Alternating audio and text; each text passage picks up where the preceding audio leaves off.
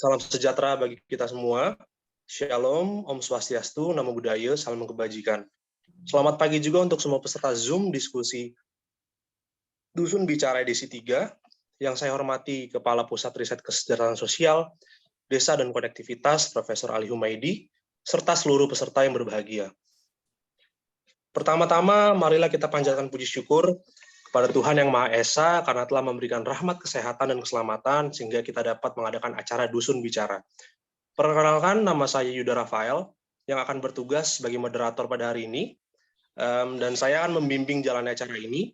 Sedangkan rangkaian acara yang akan kita lewati adalah yang pertama, sambutan peneliti dari kelompok riset pemanfaatan teknologi dan kearifan lokal oleh Ibu Dr. Insinyur Herlina MSI, kemudian dilanjutkan pemaparan narasumber oleh Dr. Sutoro Eko Yunanto MSI, kemudian diskusi, dan kemudian penutup. Baik Bapak Ibu, langsung saja kita mulai ke sesi yang pertama adalah sambutan. Saya persilakan untuk Ibu Herlina, waktu dan tempatnya.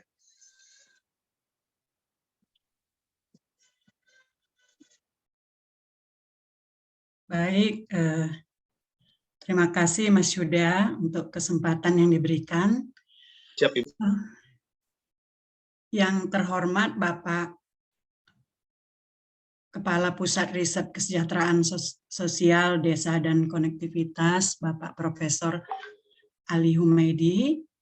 Yang terhormat Bapak Dr. Sutoro Eko Yunanto MSI, Ketua Sekolah Tinggi Pemerintahan Desa di Yogyakarta, yang sudah hadir sekaligus menjadi narasumber dalam kegiatan Duwicara ketiga.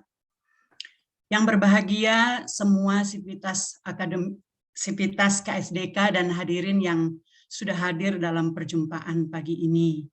Selamat pagi dan salam sejahtera bagi kita semua. Selamat pagi, Ibu. Iya, pagi, Bu. Puji syukur kehadirat Tuhan Yang Maha Kuasa yang telah memberikan anugerah kesehatan dan semangat bagi kita untuk hadir dan berdiskusi yang tentu sangat menarik khususnya bagi PR kita. Pada kesempatan ini, saya mengucapkan selamat datang secara khusus dan selamat bergabung ke tengah kehangatan keluarga besar KSDK kepada Bapak Sutoro Eko Yunanto.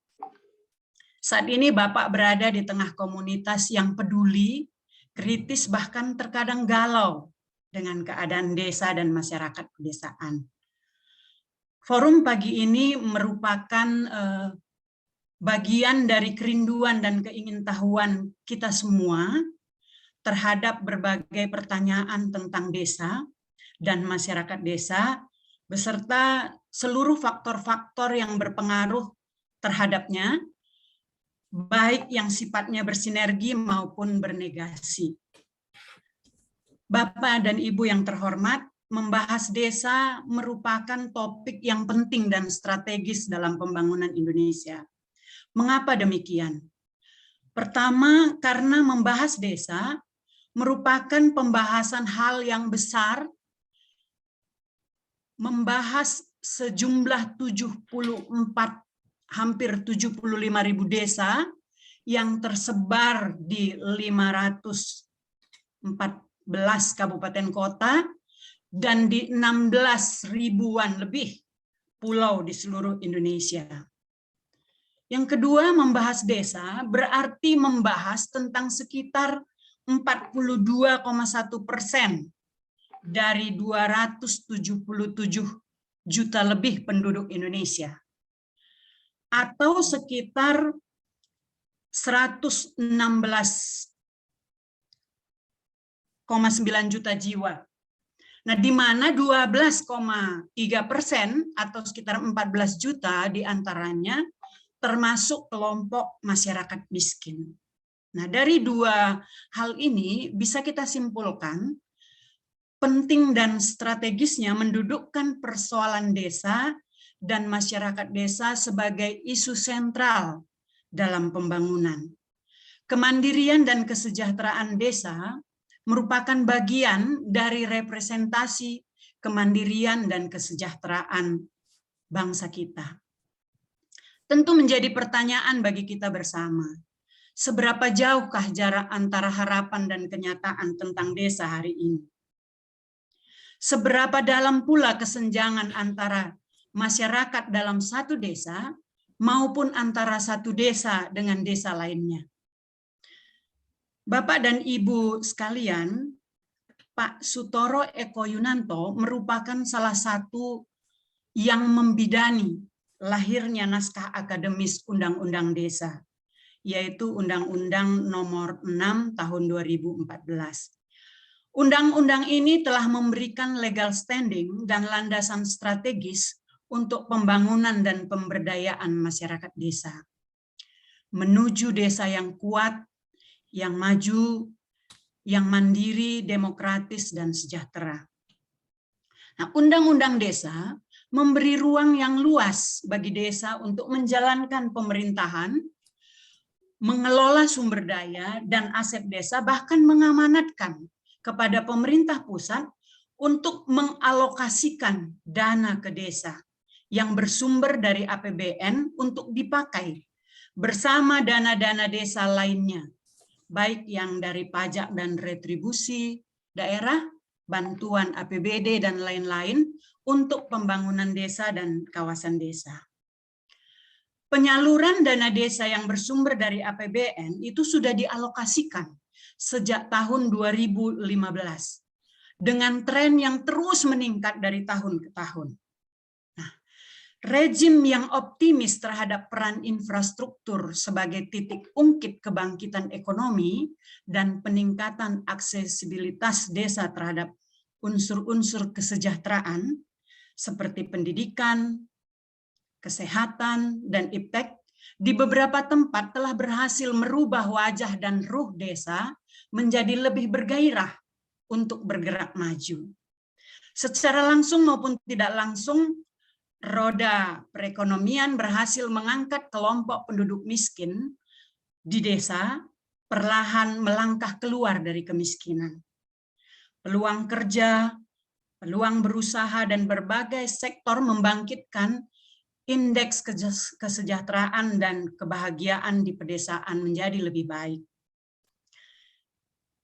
Namun pada sebagian desa lain, program pemanfaatan dana desa bersama program-program pembangunan desa yang dihadirkan oleh berbagai kementerian, lembaga, bahkan lembaga non-pemerintah dan pihak-pihak lain belum memberi dampak positif yang signifikan.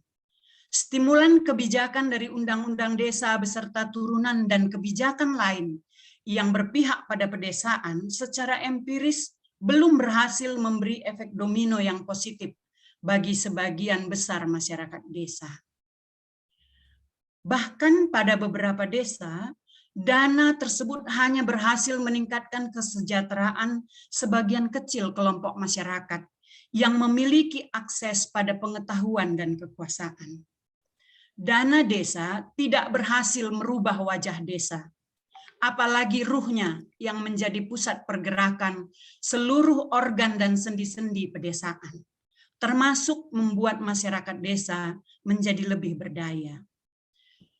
Kue-kue ekonomi pedesaan yang diracik dari pemanfaatan sumber daya dan aset desa melintas dari pelataran pedesaan tanpa bisa dinikmati oleh sebagian besar masyarakat desa. Kalaupun ada, dampaknya hanya menetes. Bapak dan Ibu sekalian, banyak hasil-hasil studi yang mengulas perjalanan dan dampak pemanfaatan dana desa untuk pembangunan desa menuju desa yang mandiri dan sejahtera.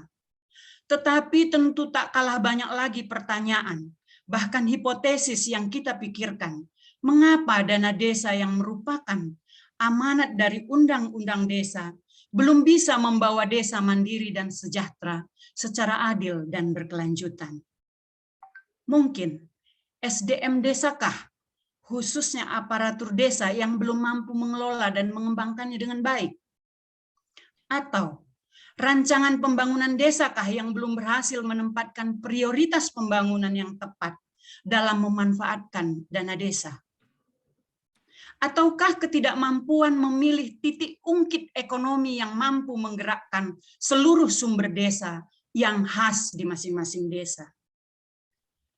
Pertanyaan lain, ruang partisipasikah yang belum terisi? Atau bahkan tidak tersedia bagi masyarakat desa, sehingga mereka tidak menyadari pentingnya peran mereka dalam memanfaatkan dana desa sebagai pemantik pembangunan dan kesejahteraan di desanya. Atau sistem pengalokasian dana desakah yang belum kompatibel dengan rancang bangun pembangunan desa yang menyebabkan dana desa belum berfungsi secara optimal.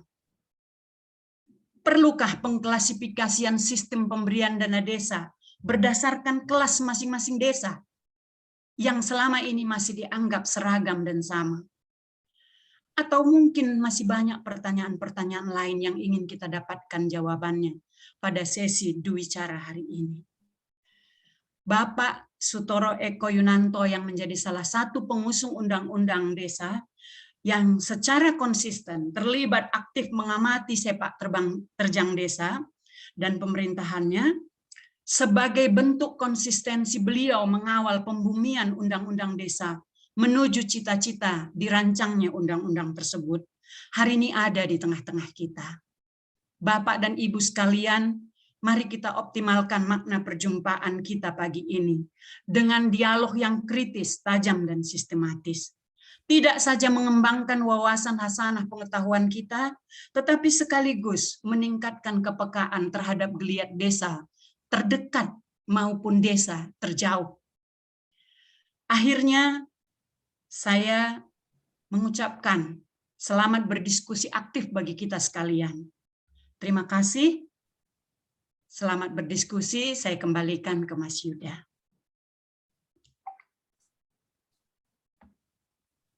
Terima kasih Bu Herlina.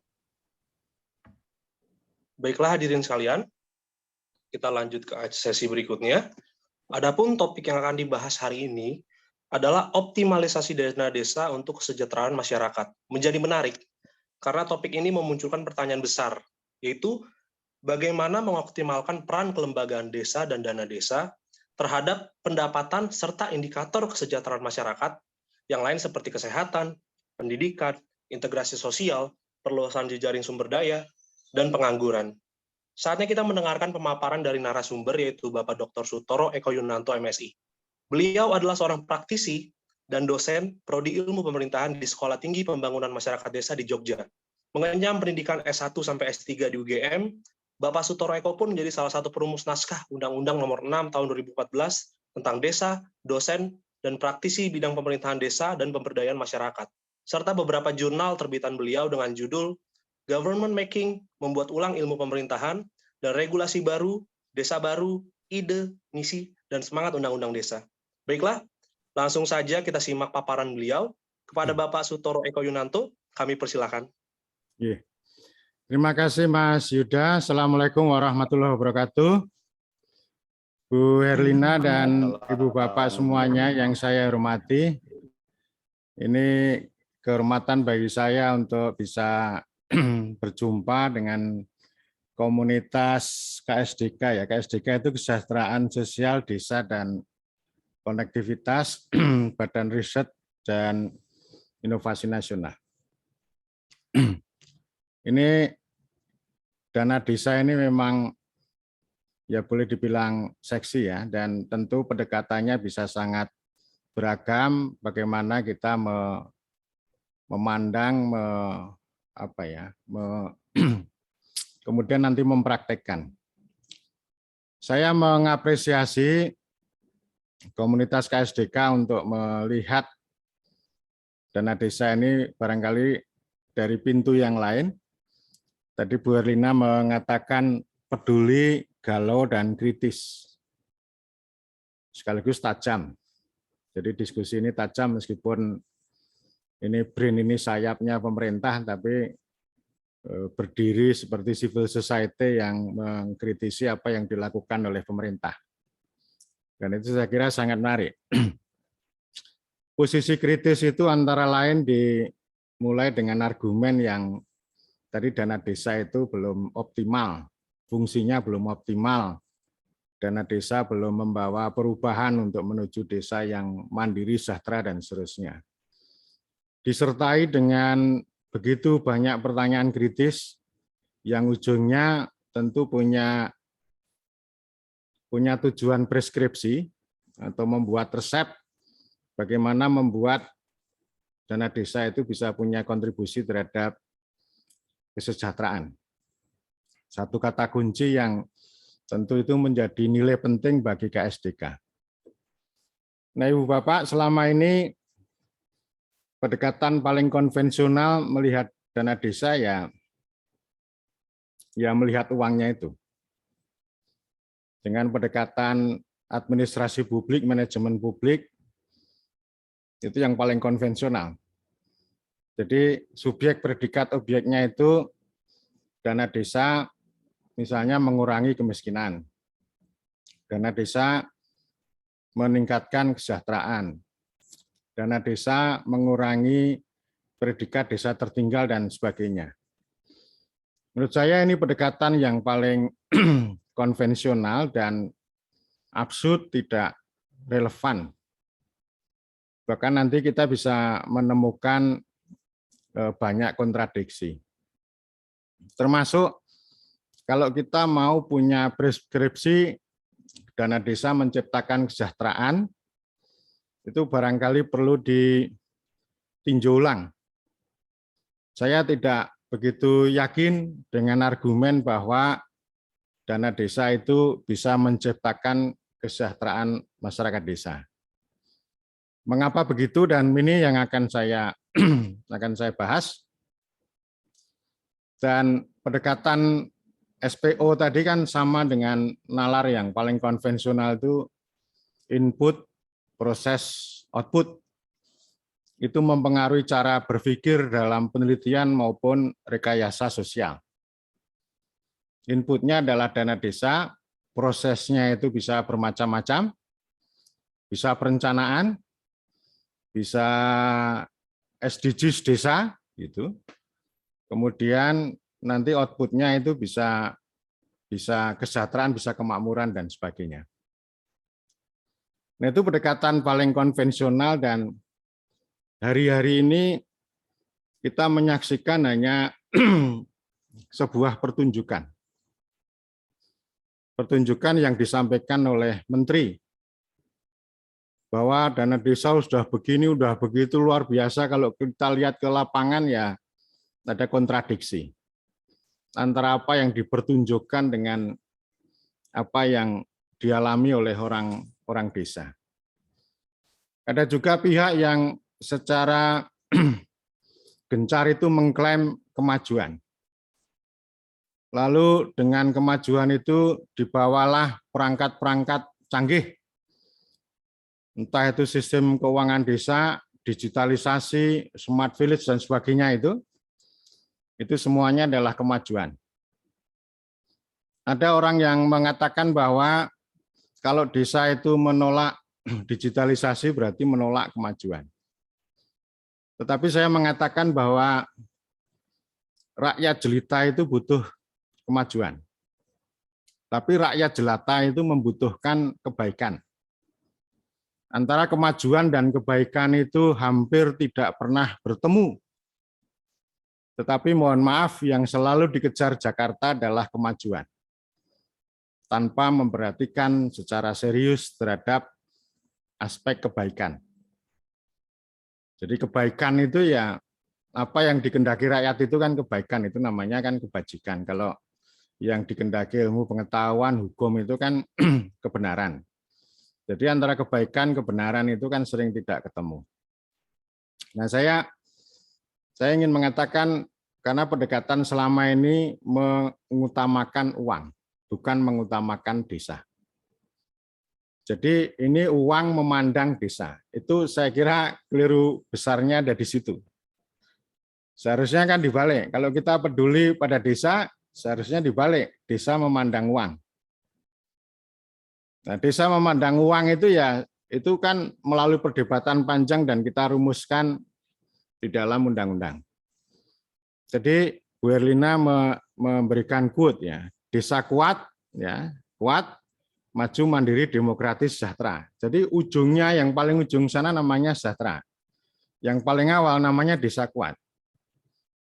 Nah, selama ini kan logikanya itu kan orang mengabaikan konsep desa kuat, tapi hanya melihat uang lalu dia bawa ke tujuan kesejahteraan. Jadi uang itu tidak digunakan dalam kerangka bagaimana membuat desa kuat dulu, subjeknya dulu. Jadi subjeknya itu tidak diperkuat, tetapi justru dilewati, dan yang mau saya katakan di sini bahwa dana desa itu mengisolasi desa. Dan itu dampaknya serius.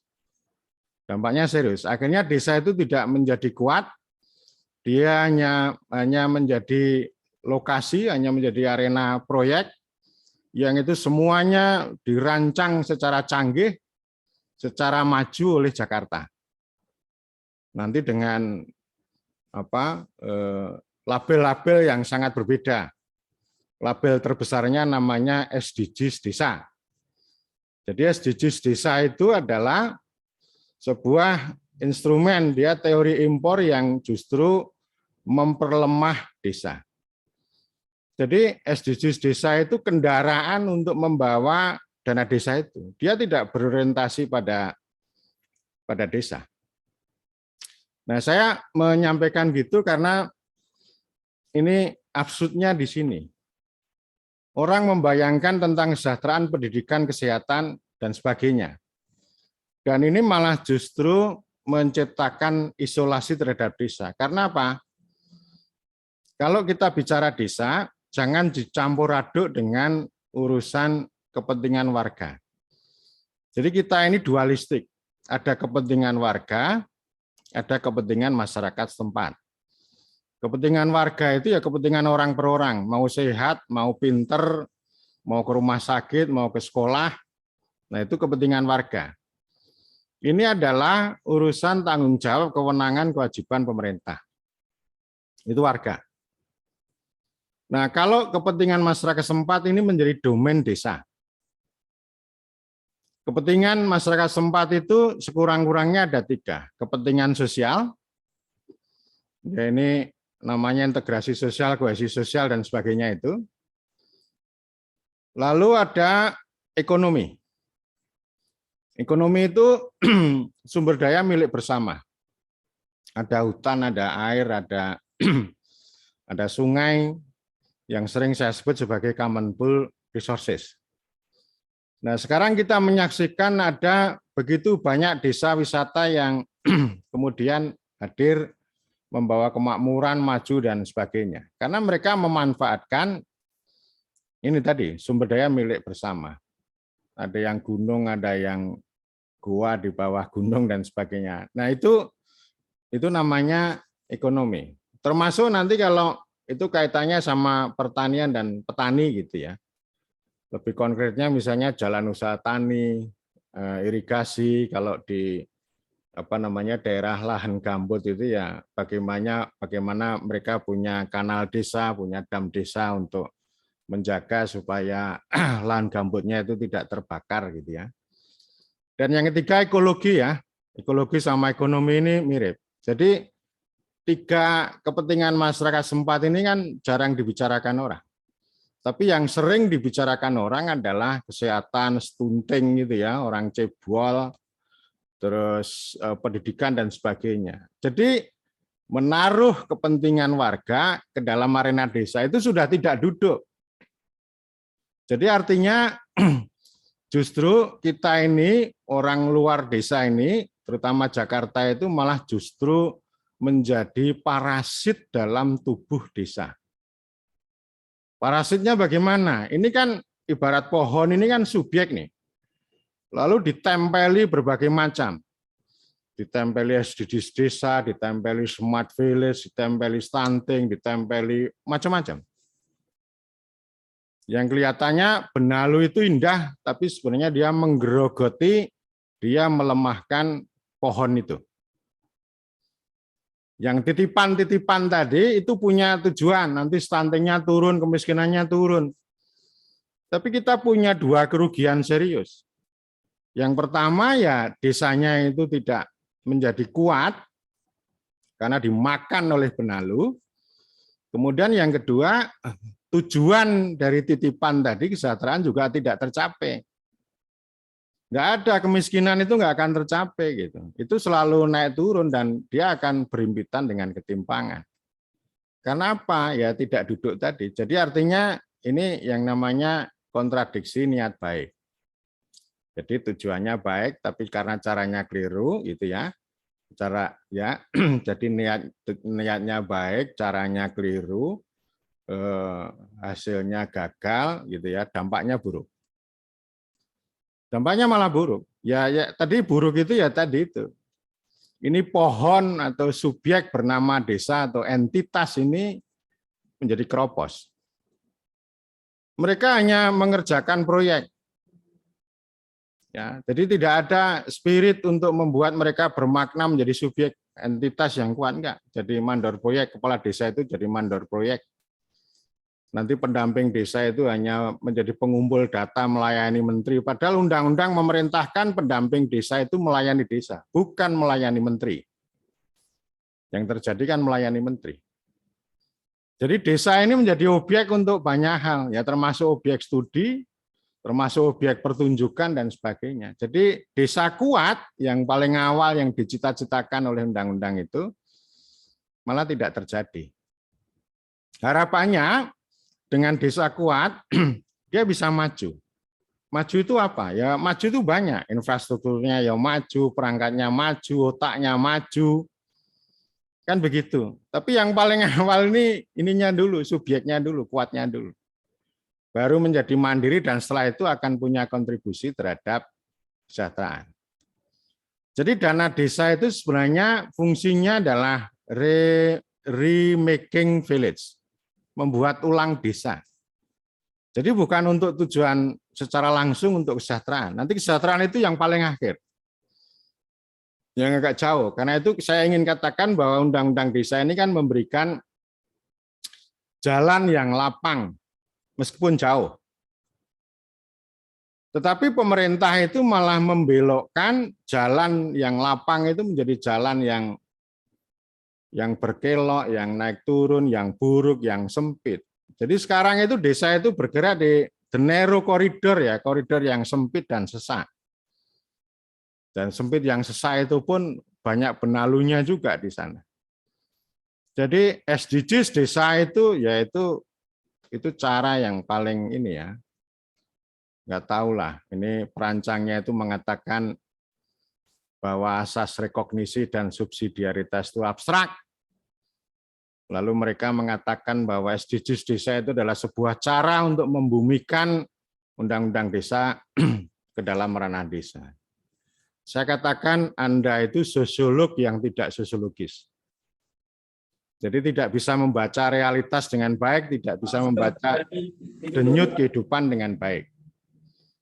Jadi saya katakan bahwa realitas masyarakat, realitas desa itu ya kepentingan masyarakat setempat itu. Bukan yang dipikirkan oleh para teknokrat dengan 18 indikator. Bukan. Kepentingan masyarakat setempat. Jadi kita membuat formula yang namanya tradisi berdesa itu ada 4.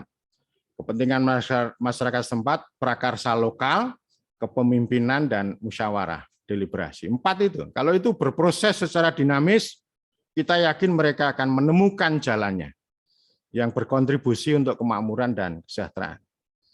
Jadi jangan dijejali terus dengan indikator-indikator kemiskinan, kesejahteraan, dan sebagainya. Enggak. Itu kita akan menuai kegagalan dan keburukan. Jadi hasil yang gagal dan dampak yang buruk tadi. Nah, orang mengatakan bahwa dana desa itu besar sekali gitu. Besar sekali. Enggak besar. Kalau kita lihat realitas lapangan, termasuk data tadi ya yang disampaikan oleh Bu Elina ya. Itu dana desa itu menggarami air laut. Menggarami air laut. Tidak mungkin dengan uang 1 miliar, 1,2 miliar itu untuk membawa kesejahteraan. Itu tidak mungkin, itu nonsens. Apalagi dengan pendekatan sekarang ya, dengan mengisolasi ya. Orang Jawa bilang dumeh menehi duit, dumeh memberikan uang, lalu semuanya dibebankan pada desa. Lalu kepentingan warga itu juga dibebankan pada desa. Pendidikan kesejahteraan juga dibebankan pada desa. Itu tidak menarik. Dan itu sebenarnya bukan otoritas desa. Tapi sekali lagi otoritas desa itu ada pada kepentingan masyarakat setempat, bukan pada kepentingan warga. Saya membayangkan begini bahwa dana desa itu ya bisa dikatakan sebagai ini ya, dongkrak ya. Dongkrak atau kalau ini ya, truk ini loh, penarik atau pendorong pesawat itu. Dia nggak bisa menerbangkan pesawat lepas landas, enggak. Tapi dia bisa menarik, bisa mendorong entah itu dari tempat parkir sampai runway. Jadi fungsinya begitu. Nah, lalu selebihnya apa nanti? Ya kalau kesejahteraan jangan menagih desa dong. Kalau kesejahteraan warga itu ya, itu pemerintah punya itu yang harus ditagih. Tetapi dengan tadi, dengan dorongan dan sebagainya tadi, dengan daya ungkit, dengan katrol itu, lalu desa itu akan sampai pada runway dan setelah itu dia akan berjalan di runway itu untuk lepas landas. Jadi maknanya begitu. Saya ingin mengatakan ya kita harus berbalik. Bisa secara kritis begini kan ada banyak studi yang bisa kita rujuk. Memang cara yang paling konvensional itu ya dengan pendekatan administrasi manajemen publik itu ya. Nanti akan dilihat input output proses antara rencana sama hasilnya, lalu kalau yang kritis akan mengatakan tidak efektif gitu. Tetapi tidak efektif itu akan dicari dengan variabel-variabel ya administrasi publik juga. Karena itu nanti rekomendasinya juga administrasi publik lagi, itu nggak akan ketemu itu. Itu satu ya. Kemudian yang kedua ada pendekatan yang sosiologi politik. Sosiologi politik ini mengatakan bahwa dana desa tidak akan efektif karena dirampas oleh elit lokal. Ya. Jadi apa namanya? Ini namanya istilahnya elite capture. Jadi elite capture ini sangat populer juga. Kelihatannya kritis tapi bodoh ini. Bodohnya gimana? Ya bodohnya ini membenarkan campur tangan birokrasi teknokratisasi pada desa. Supaya elitnya tidak melakukan capture. Gitu loh. Nanti ujungnya itu ke sana nanti. Nah, kita kan negara hukum. Yang namanya pengawasan pemeriksaan terhadap desa itu sudah berlapis-lapis. Kalau ada kepala desa yang nyuri, yang nyolong, ya nggak usah diteliti, nggak usah diskusi. Udah tangkap aja di penjara. Selesai. Tapi ini kalau kita melakukan diskusi penelitian semacam itu nggak ada gunanya. Universitas Gajah Mada, Universitas Leiden sama NU Australia itu kan meneliti seperti itu tentang elit desa. Saya katakan penelitian ini nggak ada gunanya, nggak ada sumbangannya ini. Anda harus mencari sesuatu yang baru, pendekatan baru, perspektif baru, pemaknaan baru, yang itu bisa menjadi modalitas kekuatan bagi orang-orang desa, bagi masyarakat desa, maupun pemerintah desa itu bisa saling bernegosiasi, berdeliberasi, membawa perubahan. Jadi tidak hanya mencela elit desa saja. Ya, elit itu di mana-mana kan begitu. Ya. Nah, karena itu kalau ini ngomongnya gitu ya dari dulu ya begitu itu. Tapi memang ada juga penelitian yang lain dengan konsep sak podo-podo.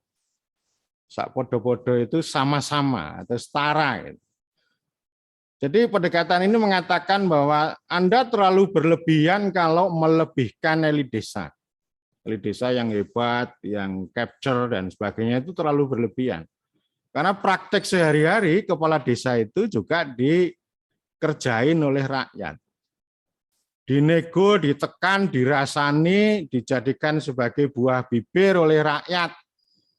Itu sudah biasa dan rerasanan atau gibah atau apapun namanya, dari orang banyak itu pasti sampai ke telinga kepala desa. Jadi zamannya sudah baru tapi cara melihatnya masih lama. Karena itu pendekatan yang yang elite capture ini ya gitu-gitu aja. Ini sama dengan kalau orang melihat ini ya, oligarki gitu. Ya elit itu di mana-mana begitu gitu ya. Dan studinya ya hanya seputar segitu-gitu aja. Ini banyak dan itu selalu saya lawan, bukan karena mereka tidak peduli pada desa, tetapi perspektif teorinya itu mengalami involusi. Ya. Ada juga yang ketiga, yang perspektif lain itu malah justru menyoroti ini ya, program. Bukan pada elit desa, bukan pada tadi manajemennya, tapi program dilihat antara lain dengan sudut pandang governmentality. Dan itu studi rintisan dari Taniali, seorang antropolog ya, sekian tahun yang lalu, dan buku itu kami gunakan sebagai buku wajib untuk mengolok-olok program yang dirancang oleh para teknokrat. Jadi yang diolok-olok programnya itu. Jadi ini bukan mengevaluasi implementasi program, bukan. Mengolok-olok kontradiksi program. Jadi judul bukunya The Will to Improve, sudah berbahasa Indonesia ya. Jadi ya perencanaan dan sebagainya itu ya tujuannya baik tapi hasilnya gagal. Kenapa? Ya karena kalau program itu kan ya direduksi. Yang sebenarnya kompleks direduksi, tapi setelah direduksi dibikin rumit. Rumitnya apa? Rumitnya itu kan soal ya proyek, aturan, uang, data, administrasi dan sebagainya, yang ini nanti menimbulkan kesibukan bagi desa itu loh. Itu kan kerja-kerja teknokrasi itu kan begitu. Pendataan itu kan gila-gilaan ya. Jadi ini salah satu contoh governmentality itu yang disoroti adalah bagaimana program itu berjalan. Tapi harus kritis. Bukan berarti kalau misalnya ini ada teknokrat mengumpulkan data lalu sukses dan kita puji dia berprestasi. Itu kan pendekatan pertama. Kalau menurut pendekatan administrasi publik, data yang terkumpul itu bagus, itu hebat. Tapi kalau menurut governmentality, nanti dulu. Di bawah itu ya orang menegosiasi, loh mas kita ini udah didata 7 kali dalam 3 bulan nih. Saya itu dapat apa? Wong kenyataannya kan begini, teknokrat memburu data, ya, rakyat memberi data. Tapi rakyat yang didata itu tidak berubah hidupnya. Yang berubah hidupnya adalah teknokrat. Nanti tunjangan kinerjanya bertambah, ya. Tunjangan fungsionalnya bertambah gitu. Tapi rakyat yang didata itu dihisap nggak berubah. Itu datakrasi ya, kuasa data ya. Jadi data itu dari rakyat tapi bukan untuk rakyat. Jadi pendekatan kontradiksi selama ini banyak. Jadi mohon maaf Ibu Erlina, jadi tadi pertanyaan-pertanyaan yang Ibu sampaikan itu saya jawab, oh ini kegagalan teknokrasi. Jawaban saya. Jadi teknokrasi itu luar biasa. Ya dia menghisap desa sekaligus juga mengisolasi desa. Jadi dana desa itu malah justru mengisolasi desa dan tidak membuat desa menjadi kuat. Dan kalau tidak kuat, ya dia hanya menjadi pelaksana proyek. Dan kalau dia hanya menjadi pelaksana proyek, ya dia tidak akan membawa kemakmuran dan kesejahteraan. Saya kira pengantar diskusi saya begitu, ini ngobrol ya ngawur lah, ngalor ngidul, nggak jelas, tapi mudah-mudahan ini bisa menjadi bahan diskusi yang bermakna. Demikian, waktu saya kembalikan pada Mas Yuda ya. Iya Pak. Mas Nun. Baik, Pak Sutoro Eko, terima kasih Pak untuk pemaparannya dan terima kasih Pak. Baik, acara selanjutnya adalah diskusi. Sepertinya sudah ada yang raise hand atau ingin memberikan tanggapan di chat box kah? Bapak Ibu dipersilakan untuk yang ingin bertanya melakukan raise hand. Sudah ada dari Pak Samsul Bahri di kolom chat dan dari Pak Joko Sulistiono. Baik, kita selanjutkan langsung saja ya Pak Sutoro ya. Kita lanjut saja ke Pak Samsul Bahri terlebih dahulu. Pak Samsul. Makasih Pak. Assalamualaikum warahmatullahi wabarakatuh. Selamat pagi, salam sejahtera untuk kita semua. Menarik materi yang diangkat hari ini adalah terkait dengan pembangunan desa. Tadi banyak hal-hal yang dikemukakan Pak Sutoro yang yang memang menurut dia tidak tepat.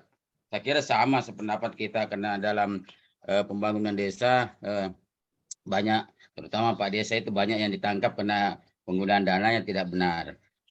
Saya banyak hal yang sependapat dengan Pak Sutoro yang mengatakan bahwa desa itu pembangunan dana desa itu tidak berhasil. Menurut saya, iya, karena memang menurut saya dana desa yang diturunkan itu tidak dibangun dari bawah, dibangun dari bawah sehingga ada desa. Seperti saya kasih contoh, ada di desa itu ada saya terkait dengan persawahan. Kebetulan saya di Sulawesi Selatan itu daerah persawahan.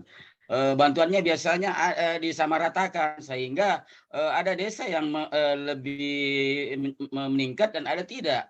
Karena kita tahu bahwa areal persawahan itu ada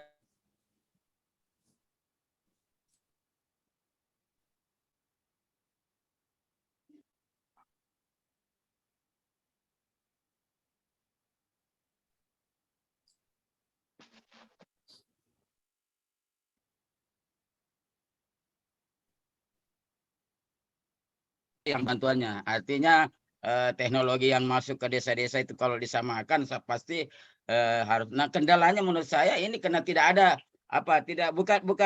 bukan dari bawah ke atas.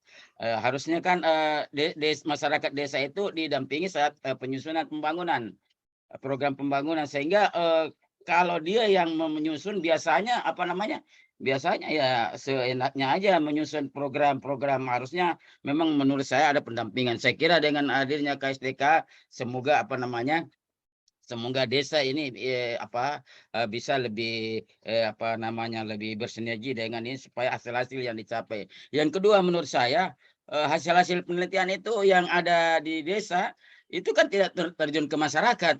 Bahkan menurut saya pengambil kebijakan itu tidak membaca hasil penelitian sehingga tidak ada evaluasi. Tidak ada evaluasi terhadap apa yang jadi bahan riset yang dihasilkan para periset. Tidak ada evaluasi sehingga hasilnya begitu aja. Tidak ada komitmen bahwa ketika hasil temuan penelitian riset begini itu tidak ada solusinya. Saya kira itu yang pertama, Pak.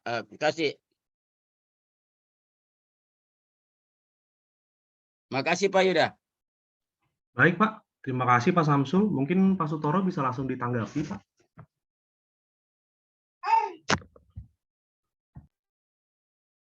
Masih di mute Pak. Sorry. Sekalian aja Mas yang lain. Oh, sekalian saja ya Pak ya. Nah, nanti kan bisa saya ini. Baik, dari Bapak Joko Sulistiono, pertanyaannya adalah begini Pak. Saya dengarkan ya. Ya, bagaimana Bapak memandang desa saat ini di berbagai daerah yang tentu tidak sama dengan berbagai nama dan identifikasinya, paling tidak untuk memanfaatkan dana desa supaya bermanfaat bagi desa dan tidak untuk kepentingan politik sempit semata. Ya, nanti saya catat. Baik, mungkin dua itu dulu Pak, yang baru ini. Iya. Baik Mas, jadi begini ya.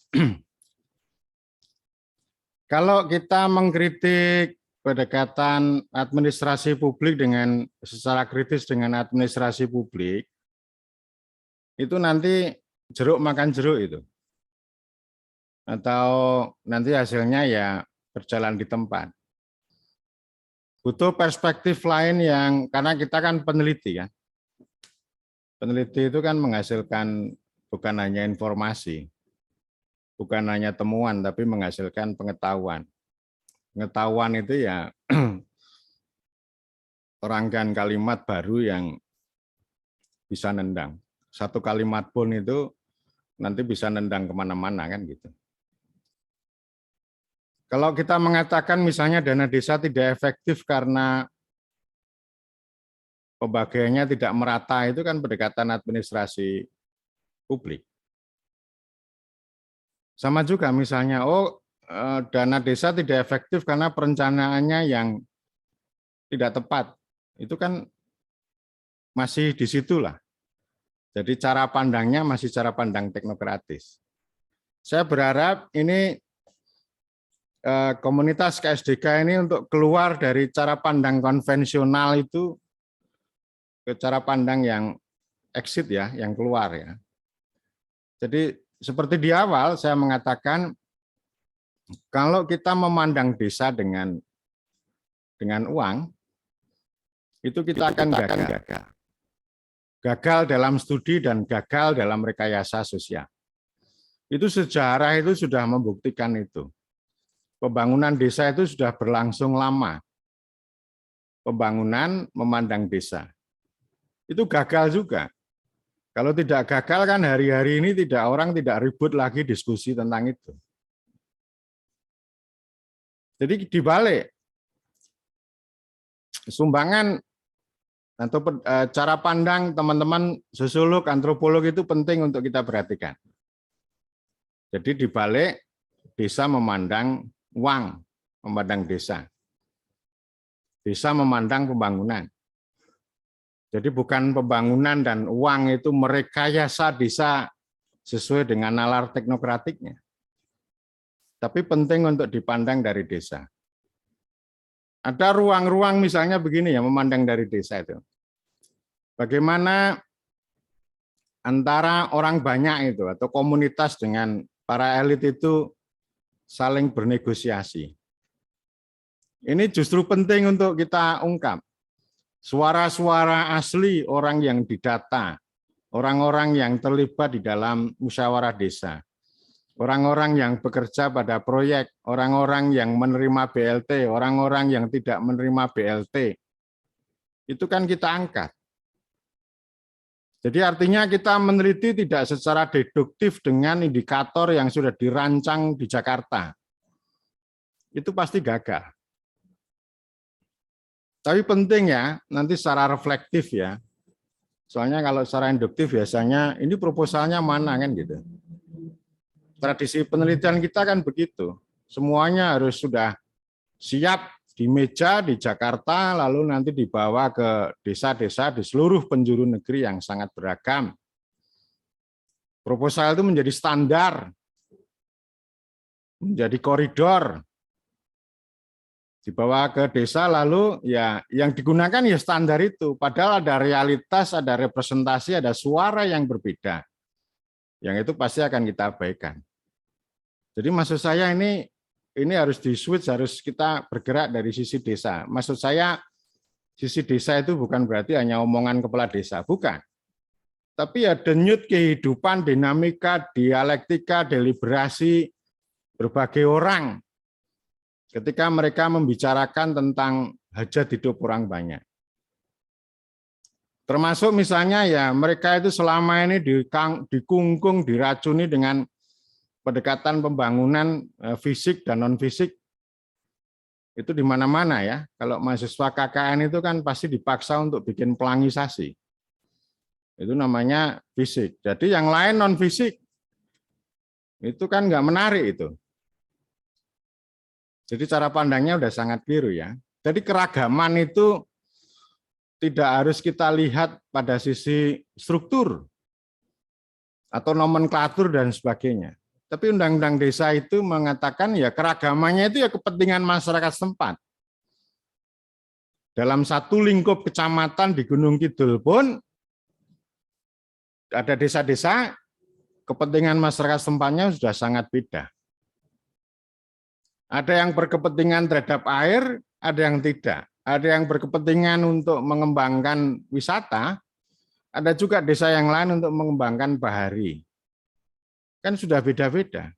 Jadi keragamannya harus secara esensial itu kita letakkan pada kepentingan masyarakat setempat itu. Nah, kalau kita berpikir tentang studi maupun rekayasa sosial, itu ya bagaimana kepentingan masyarakat setempat ini didefinisikan, dihadirkan, diperdebatkan, lalu direncanakan dan sebagainya gitu. Jadi poin saya gitu ya. Jadi maksud saya kita nggak usah rumit-rumit cara menelitinya. Bahkan ketika perencanaan desa itu ya saya katakan udah satu lembar aja selesai kok. Tapi yang penting itu ya kepentingan masyarakat setempat, lalu itu musyawarah kan gitu, dan diputuskan kan gitu. Jadi tradisi tadi ya, tradisi berdesa ya, kepentingan masyarakat setempat, prakarsa, kepemimpinan sama musyawarah. Jadi intinya di sana. Saya mendorong para peneliti ini untuk berubah haluan lah dari deduktif menjadi lebih induktif atau reflektif lah, dengan cara yang lebih menarik, lebih berbeda, bukan dengan indikator-indikator yang sudah baku. Saya kira demikian, Mas Yuda. Baik, terima kasih Pak Sutoro Eko. Selanjutnya Pak, ada beberapa pertanyaan lagi Pak di chatbox. Saya bacakan ya Pak. Baik, Mas. Di Bapak Muslim Sabarisman, mohon izin bertanya, bagaimana strategi menghadapi potensi dan tantangan pemanfaatan dana desa untuk membangun atau recovery ruang hidup masyarakat desa yang kuat secara vertikal maupun horizontal, seperti apa? Kemudian dari Bapak Arditya Wicaksono, bagaimana mekanisme kontrol efektif supaya kepala desa merasa dia diawasi, supaya tidak merasa jadi elit lokal dan tidak hanya dirasani semata. Dan kemudian dari Bapak Suji Andari, berkaitan dengan daerah kemiskinan ekstrim, apa yang seharusnya dilakukan peneliti untuk mengungkapkan kemiskinan ekstrim itu sendiri? Dan apa yang harus dilakukan peneliti agar dapat meningkatkan kesejahteraan masyarakatnya, agar pemanfaatan dana desa dapat dimanfaatkan secara maksimal?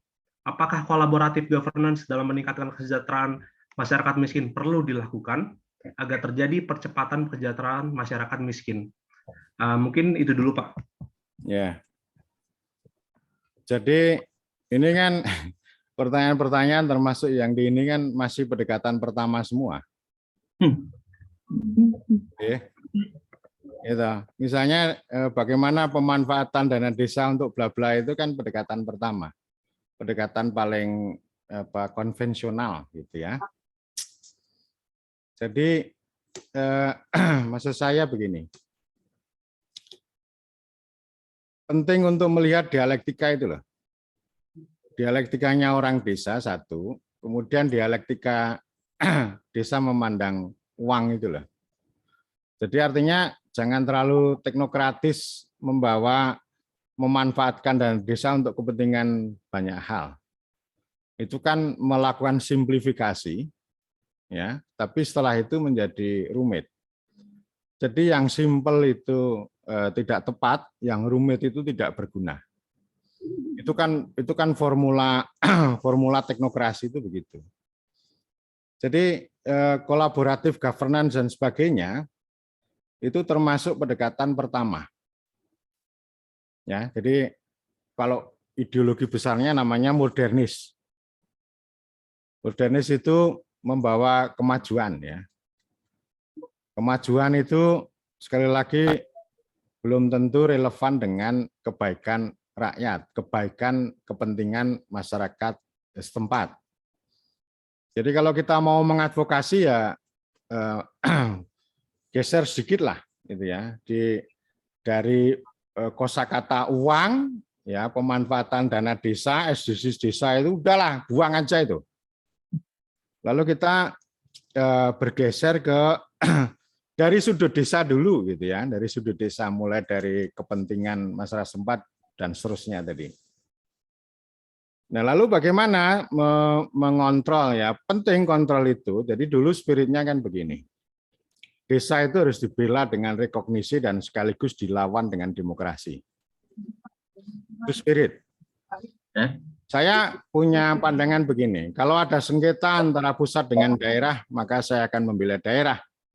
Kalau ada daerah sengketa dengan desa, saya akan membela desa. Kalau ada sengketa antara desa dengan rakyat, maka saya akan membela rakyat. Nah, itu dituangkan di dalam ini ya, perdebatan di waktu di RUU itu luar biasa. Ada anggota Pansus dari sebuah fraksi, nggak usah saya sebut fraksinya, itu bilang begini, orang-orang mulia seperti presiden, gubernur, wali kota, termasuk anggota dewan seperti saya, bisa memperoleh kemuliaan karena telah melakukan kejahatan pada rakyat. Karena itu, saya memohon supaya undang-undang desa ini nanti menghadirkan kuasa rakyat. Nah, ini tantangan luar biasa ini. Kuasa rakyat ini luar biasa. Spiritnya udah ketemu. Dan ada bahasa ini ya, bahasa yang populer namanya akuntabilitas. Akuntabilitas itu oleh Undang-Undang Desa didesain ada 4 jalur. Ada akuntabilitas lokal melalui musyawarah desa. Ada akuntabilitas sosial melalui partisipasi orang banyak. Ada akuntabilitas horizontal antara badan permusyawaratan desa dengan pemerintah desa. Dan ada akuntabilitas vertikal melalui pengawasan dan pelaporan dari atas. Jadi kalau dihitung ini kan 4, 25% dari atas, 75% itu di dalam desa. Tapi yang terjadi apa? Yang terjadi yang 75% itu lembam, mati suri, dimonopoli dengan akuntabilitas vertikal. Dengan pelaporan yang segini banyak tapi nggak ada maknanya. Dan kemudian ya orang desa itu disibukkan dengan aturan-aturan yang datang dari atas itu. Undang-undang diatur oleh peraturan pemerintah diatur oleh peraturan menteri diatur oleh peraturan bupati. Jadi yang sampai di tangan musyawarah desa itu peraturan bupati yang sangat teknikal, bukan spirit. Nggak ada cerita bagaimana memperkuat desa. Desa menjadi kuat. Nggak ada spirit di sana. Itu hanya omongan uang aja. Bagaimana akhirnya mengisi form, mengisi formulir. Ada banyak tempat yang menyampaikan protes. Ini sudah serius ya, kepentingan masyarakat setempat dibawa ke dalam musyawarah desa lalu diputuskan. Begitu dimasukkan ke dalam aplikasi sistem keuangan desa, ini ditolak, barang-barang ini ditolak. Suruh musyawarah desa lagi, lah itu kan melecehkan itu. Ini namanya perangkat membunuh hakikat. Masuk aplikasi sistem keuangan desa dia berkuasa atas hajat hidup orang banyak, atas kuasa rakyat tadi. Jadi ini contoh bagaimana teknokrasi membunuh demokrasi. Dalam situasi itu malah justru menciptakan ruang-ruang bagi elit desa itu untuk tadi ya, berbuat tidak menarik. Karena ruang demokrasinya itu, political space-nya itu hilang. Jadi yang muncul hanya technical space. Orang-orang di Bantul itu membuat APB desa, menyesuaikan form, menyesuaikan kode rekening dalam aplikasi. Mereka bilang ya ini kita sesuaikan nanti kalau rumahnya tidak ada, omahe ora ana, rumahnya tidak ada, itu repot nanti. Jadi bukan berdasarkan nalar kepentingan gagasan yang tumbuh berkembang di dalam ranah desa, tetapi semuanya digerakkan oleh aturan, oleh tools, oleh perangkat dari atas. Jadi dikendalikan oleh teknokrasi. Ya, jadi sebenarnya ruang itu sudah ada. Kita tidak harus menggunakan istilah kolaboratif governance. Tapi ya demokrasi itu, bagaimana ruang-ruang politik gitu ya, itu bisa dimanfaatkan oleh ya berbagai pihak itu. Yang ini menurut saya didistorsi ya, selain karena ada tradisi masa lampau yang belum hilang, juga karena ini dirampas oleh teknokrasi. Tidak menarik akhirnya. Orang berbicara APB desa itu hanya mengisi form kok. Loh kok mengisi form? Karena arahan dari atas begitu. Kalau berbuat aneh-aneh, itu nggak ada dalam aturan, itu nanti bisa melanggar hukum. Jadi ketakutan itu begitu. Kepala desa yang punya inisiatif ketemu camat, mati itu prakarsanya, mati. Dan itu banyak contoh. Sehingga ada banyak desa yang ini Nggak ada air, warganya nggak terlayani air. Padahal di belakang kantor desa itu ada sumber air yang dahsyat. Tapi nggak bisa diwujudkan. Kenapa? Bukan berarti tidak ada ini ya, tetapi itu tadi ya. Ya mungkin kalau mau dimaknai sebagai kolaboratif governance ya boleh juga sih. Tapi yang penting itu kan bagaimana ini ya, supra desa itu loh. Penting untuk teman-teman melakukan studi tentang relasi antara camat dan kepala desa. Apa sih yang dilakukan camat pada kepala desa? Misalnya kalau meneliti 10 camat itu mungkin 2 yang baik, yang selebihnya itu tukang kontrol. Ya, kerjanya ngontrol aja. Mengontrol itu ya mengisolasi dan membunuh prakarsa. Jadi tidak menarik itu. Udahlah, temukan aja lah. Saya kira teman-teman tahu lah apa yang dikerjakan camat pada para kepala desa. Itu di mana-mana. Ya ada juga sih camat yang baik itu, yang maju, berpikiran maju juga ada. Saya kira begitu. Masih ada lagi ya di chat ya, Mas Yuda? Masih Pak, lumayan sih Pak. Lumayan ya. Antusiasme peserta sangat banyak, besar. Baik Pak, kita lanjutkan lagi ya Pak ya. Oke. Baik, dari Bapak Iwan Setiaji Anugrah. Maaf. Ini saya tertarik dengan siapa ini?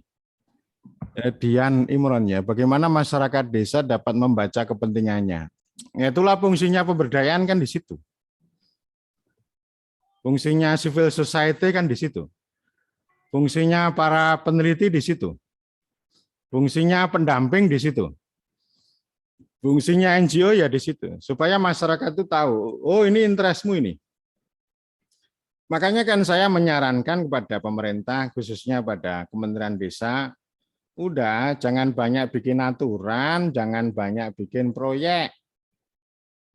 Lakukan tugasnya yang utama adalah mendidik dan melayani.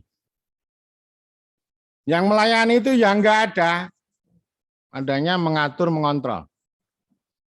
Melayani itu banyak, melayani itu kan memudahkan ya. Bagaimana desa menemukan jati dirinya, lalu dia bisa menjadi kuat gitu ya. Kemudian masyarakat bisa mengenali kepentingannya. Jadi pikirannya jangan pembangunan fisik terus. Ini kan penting ini ya, dialektika para para peneliti itu ya. Dan saya banyak diskusi dulu dengan Pak Joko Puguh gitu ya. Diskusinya mulai dari kalimat Desa Mawa Coro Negara Mawa Toto itu. Awalnya dari situ. Filsafatnya itu kita urai gitu. Sehingga pendekatannya yang diambil itu lebih esensialis ya. Jadi bukan teknokratis.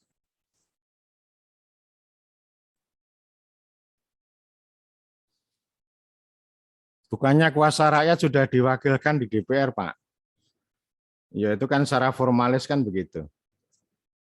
Tapi secara esensialis kan yang namanya kuasa rakyat itu kan ada di mana-mana. Dan setiap hari gitu. Jadi kuasa rakyat kan tidak harus nunggu setahun sekali di Senayan kan gitu. Di ruang-ruang, di berbagai ruang itu kan ada juga itu. Terus siapa lagi ya?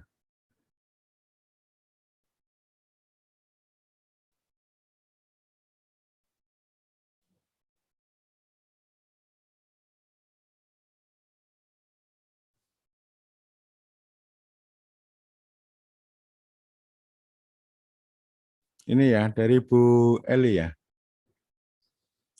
Sebagai peneliti, kalau kita akan pengumpulan data ke lapangan, mesti menyiapkan instrumen panduan wawancara. Kalau indikator-indikator dari atas ditinggalkan atau abaikan saja, tetapi pendataan induksi bottom up, kita kurang tahu masalah urban desa. Apakah indikator seperti 17, salah satu misal, desa tanpa kelaparan, kesetaraan, dan ya ini tadi. Jadi maksud saya kita keluar dari itu, dari 17 itu nggak usah di bawah. Boleh aja namanya panduan wawancara, apalagi kalau penelitian grup itu kan, penelitian bersama itu kan penting untuk itu ya. Ini suaranya kok berisik banget ya. Tapi maksud saya begini, Bu Bapak. Nada dasar. Jadi kalau kita mau meneliti itu kan kita harus menetapkan nada dasar, posisi dasar gitu ya. Istilahnya startnya itu di mana itu kan kita harus clear. Dan kemudian nanti untuk mencapai tujuan besar. Nanti di tengah perjalanan itu silakan, orang itu punya kebebasan. Yang harus tegak lurus pada nada dasarnya. Ini misalnya gini nada dasar. Ini kita mau melihat, mau menggunakan perspektif uang melihat desa, atau desa melihat uang. Itu kan persoalan nada dasar. Nah, kalau kita mau melakukan perubahan, ya geser dong. Bukan uang melihat desa, tapi desa melihat uang. Kita coba. Lalu tujuan besarnya apa? Penelitian ini dengan nada dasar desa melihat uang punya tujuan untuk membuat atau memberikan kontribusi remaking atau pembentukan desa yang kuat. Nanti kesejahteraan akan menjadi bonus dari situ. Misalnya begitu, itu namanya nada dasar dan tujuan besar. Nah, nanti secara epistemologis itu soal cara itu ada di tengah itu kita punya kebebasan. Tetapi paling tidak setiap orang itu kan harus paham tentang apa sih yang dimaksud dengan desa memandang uang. Kan begitu. Itu yang namanya nada dasar. Kalau nada dasarnya memang sudah tidak tepat atau berbeda-beda katakanlah, maka kita sulit akan mencapai tujuan besar. Jadi soal maksud saya 17 indikator SDGs itu buang aja, nggak usah dipakai. Nggak usah pakai indikator-indikator itu. Tapi penting bagi kita untuk memahami, memotret realitas bagaimana orang desa yang miskin itu seperti apa dan bagaimana mereka itu melakukan negosiasi terhadap orang yang lebih tinggi atau orang baru yang datang. Itu hal yang biasa. Kalau orang desa melihat, oh ini orang Jakarta datang, oh pasti akan dinegosiasi. Saya berharap para peneliti itu bukan menjadi petugas pengumpul dan pengolah data. Ya, tapi memang bisa menjadi aktor yang bisa menghadirkan kuasa-kuasa orang-orang lokal itu.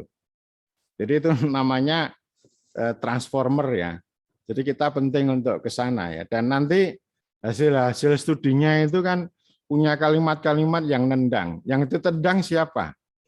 Yang ditendang adalah para pihak yang meyakini paradigma uang melihat desa. Digeser dibalik dengan menggunakan cara pandang desa melihat uang. Saya kira begitu. Masih ada lagi?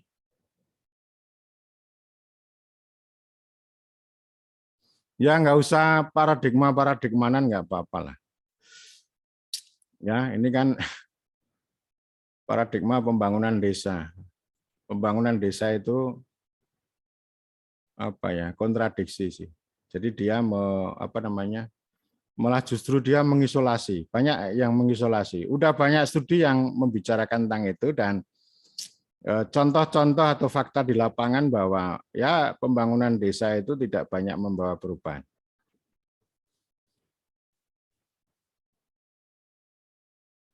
Terus apa lagi?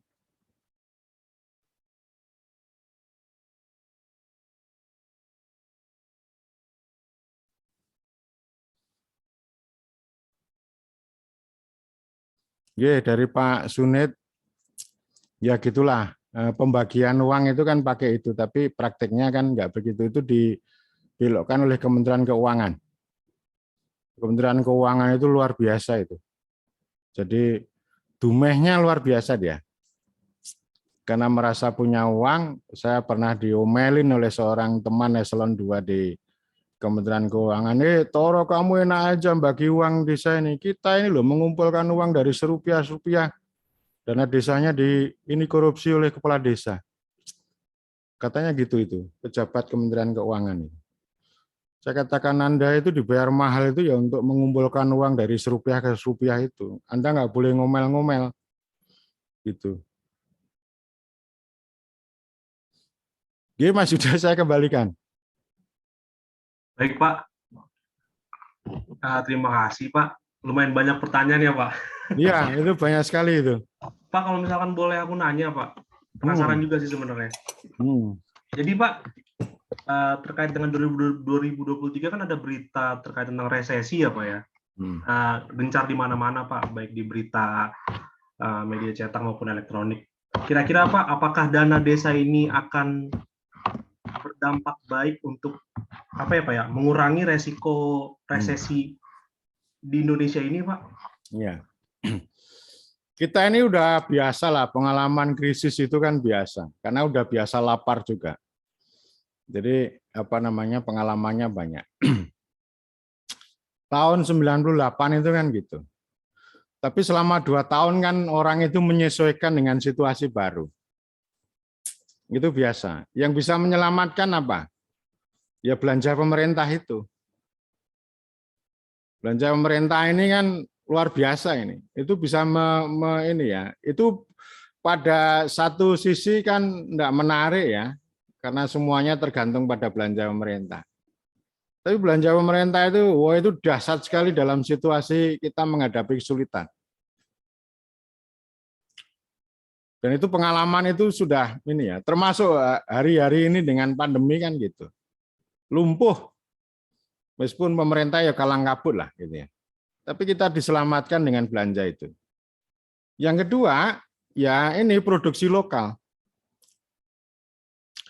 Belum lama kita ketemu dengan orang-orang pelosok ini ya, dari Katingan, Kalimantan Tengah gitu. Ya, mereka mengatakan kami santai-santai aja gitu. Karena memang, tapi ini subsisten ya. Subsisten itu dalam pengertian ya gitu-gitu aja, hasil bumi untuk kebutuhan sehari-hari. Tapi mereka merasa ya happy-happy aja, nggak terpukul. Jadi antara produksi rakyat dengan, nah maksud saya kan kalau kita berpikir tentang paradigma atau apa tadi ya, itu kan itu tadi, antara produksi rakyat sama pemerintah itu tadi, itu bisa menjadi kekuatan yang dahsyat dan di desa itu ada di situ. Jadi saya kan pernah berpikir tentang ini ya, korporasi rakyat. Kapitalisme itu sudah ini ya, ya zamannya sudah begitu. Kita tidak bisa menolak kapitalisme. Ya biarkan aja lah itu aktivis Marxis menolak kapitalisme itu ya. Tapi itu kan aliran kiri ya. Kalau umurnya belum 40 tahun ya kiri terus nggak apa-apa. Tapi kalau sudah 40 tahun ya sebaiknya belok kanan lah gitu ya. Cara berpikirnya ya bukan kita itu mengkritik terus kapitalisme, tetapi bagaimana rakyat itu bisa mengambil kapitalisme itu. Dan itu kan sudah saya sampaikan dulu di RPJMN tahun yang lalu, periode yang lalu itu kan ada istilah shareholding dalam pembangunan pedesaan, tapi tidak dijalankan pemerintah. Shareholding itu ya bagi saham lah. Jadi tanahnya orang-orang desa itu di Kalimantan atau di Papua atau di mana gitu, kalau di Jawa kan sudah sangat terbatas. Itu dihargai 20%. Jadi rakyat itu mengikuti, ya itu bolehlah kalau mau dibilang paradigma. Namanya shareholding. Jadi Filipina, Malaysia itu kan sudah selesai dengan urusan begitu. Kayak sawit. Lahan sawit 80% rakyat, 20% korporasi. Kalau kita di Indonesia ya lahan tembakau. 94% rakyat, 6% korporasi. Itu begitu ya. Jadi maksud saya bagaimana rakyat itu bisa menguasai itu. Jadi ada rakyat yang begitu, yang ya bisa shareholding. Kemudian juga ada pola ya bagaimana kita memanfaatkan usaha-usaha desa itu. Jadi pendekatannya jangan capital. Kalau capital modal ya nggak akan bisa karena kan uangnya terlalu kecil. Tapi spiritnya adalah ekonomi gotong royong itu loh. Jadi yang petani itu yang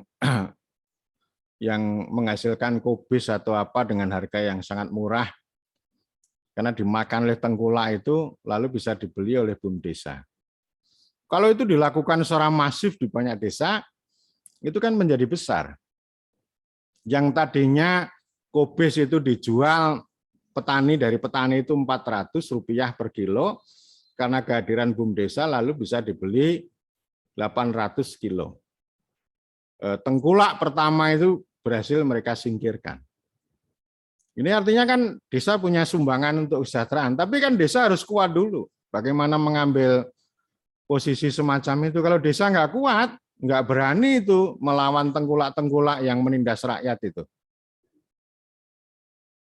Ya, itu lumayan lah dari 400-800. Kemudian dari gabah misalnya, dari 7.500 jadi 8.000.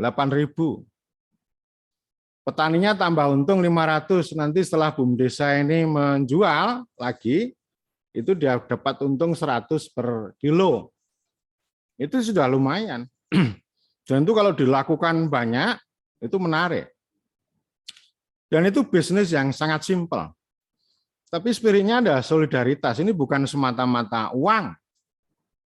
Tapi bagaimana solidaritas, selalu desa itu punya peran untuk melakukan konsolidasi, para petani dan melakukan proteksi.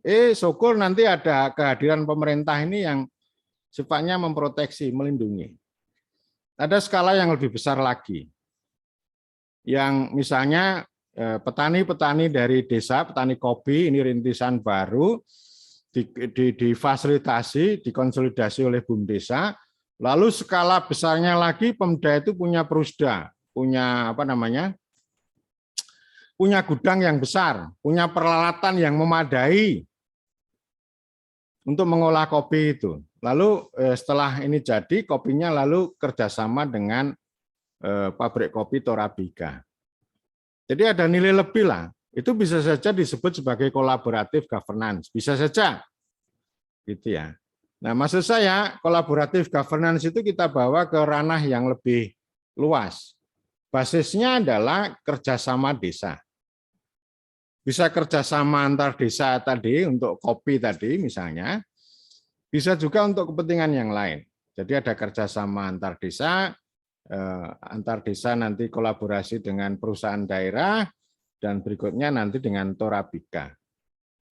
Jadi itu desa itu yang memfasilitasi para petani mulai dari awal sampai produksi kopi tadi. Itu contoh, dan itu kalau bisa kita lakukan secara masif di seluruh negeri, wah itu dahsyat itu. Dan itu yang nanti akan menolong kita gitu. Ya menolong Indonesia juga kayak gitu itu. Saya kira demikian, Mas. Baik, Pak. Terima kasih, Pak, untuk jawabannya. Dari Bapak Ibu yang lain, apakah ada lagi yang ingin bertanya secara langsung?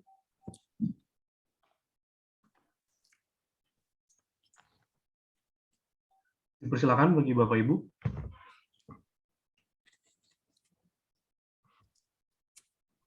Sepertinya sudah tidak ada lagi ya Bapak Ibu ya di kolom chat. Apakah masih ada? Ada ini Pak, satu dari Ibu Saraswati Sugiharto. Yang mana saya lihat ini? Raise hand. Dipersilakan Ibu. Oh iya, monggo. Selamat pagi Pak Sutoro Eko, lama nggak ya, jumpa. Bu. Ya Bu. Makasih insight.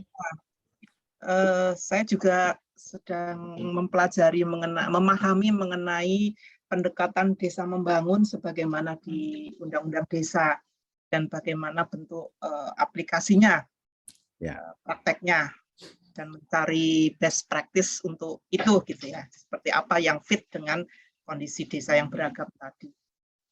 Nah, tadi yang disampaikan oleh Pak Eko, saya nyebut Pak Sutoro Eko, kepanjangan Pak Eko, Bebas. Mengenai cara pandang desa, uang melihat desa atau desa melihat uang atau desa melihat pembangunan tadi.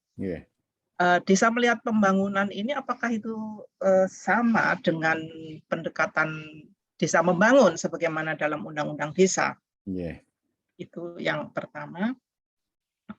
Kemudian bagaimana pandangan Pak Eko melihat apa namanya pemaduan antara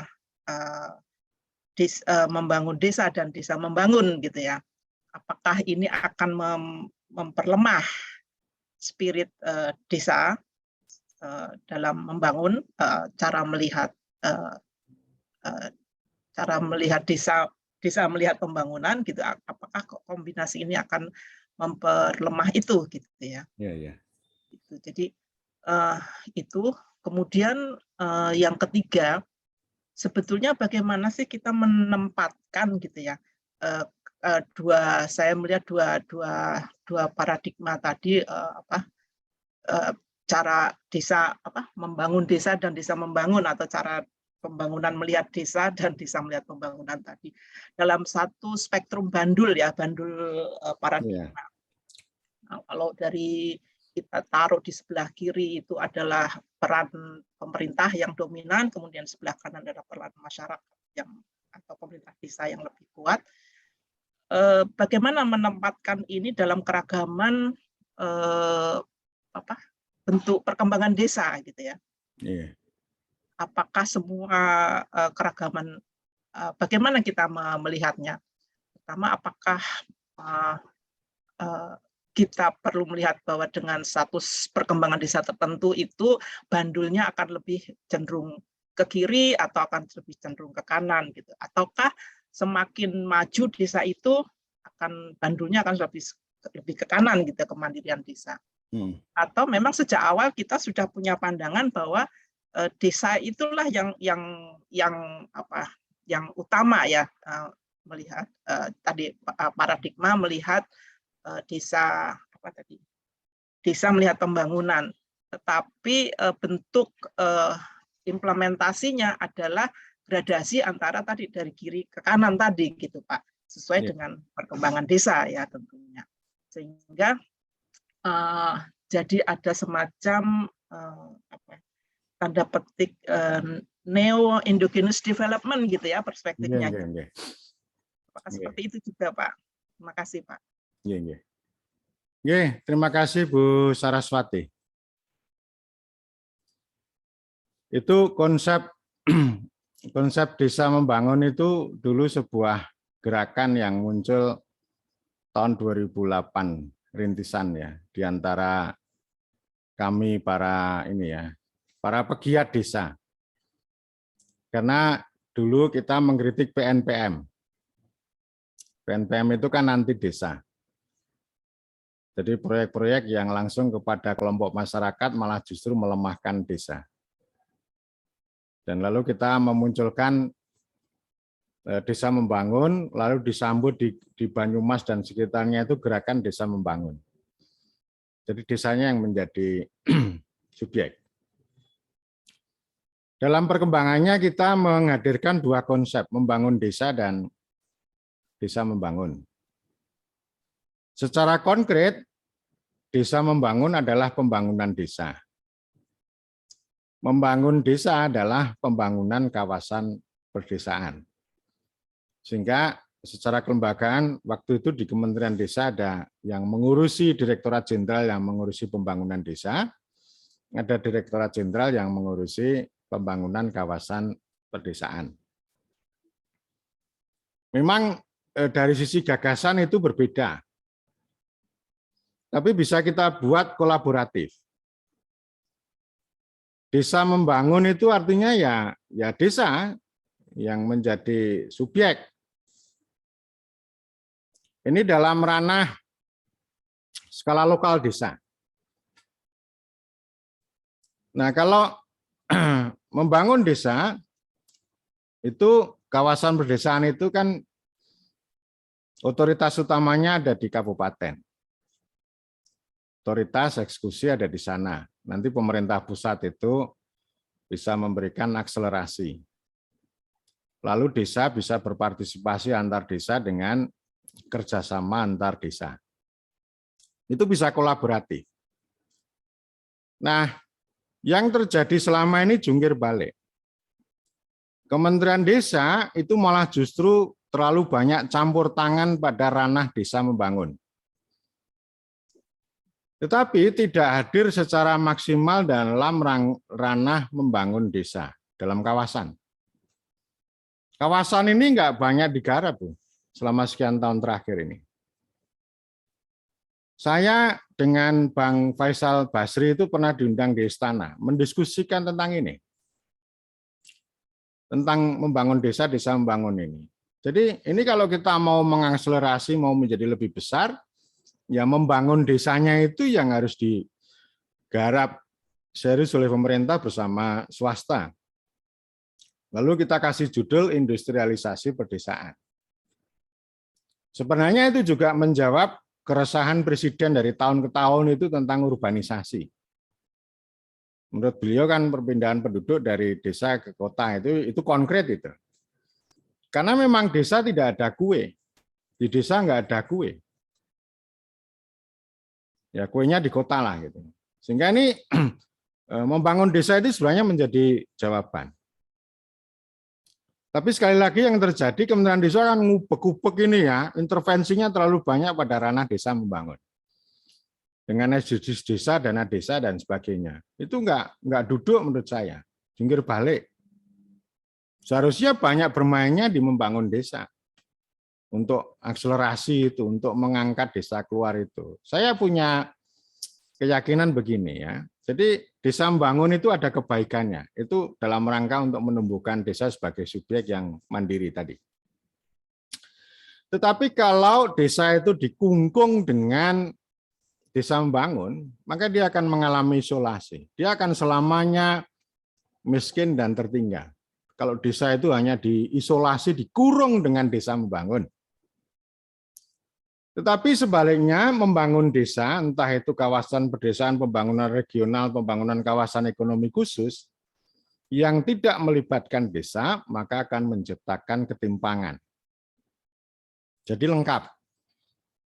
Ya, lengkap membangun desa menciptakan ketimpangan, desa membangun menciptakan kemiskinan, isolasi. Jadi lengkap.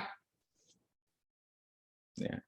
Nah, apalagi kalau desa membangunnya itu diobok-obok terus. Pakai SDGs desa itu. Itu kan cuma laporannya aja yang baik-baik gitu.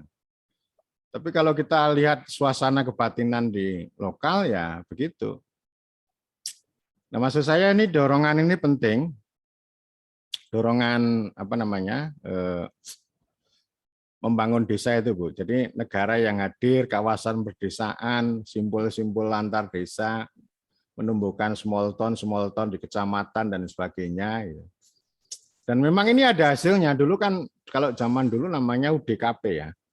Kalau pembangunan desa yang di dalam skala desa ini kan keberhasilannya sangat rendah. Tapi kalau UDKP karena proyek ya tidak merata. Jadi ada UDKP itu dulu kan saya lihat kan small town, kota-kota kecil. Di situ belum ada kota kecamatannya, tapi di sana dibangun kios, dibangun macam-macam. Dalam perjalanannya itu tempat baru yang dibikin proyek UDKP itu lalu menjadi kantor kecamatan. Dalam perjalanan berikutnya ini menjadi ramai, lalu menjadi kabupaten baru, tempat itu menjadi ibu kota kabupaten. Itu bisa kita lihat di banyak tempat lah. Di Kalimantan, di Papua, di Sulawesi kan begitu.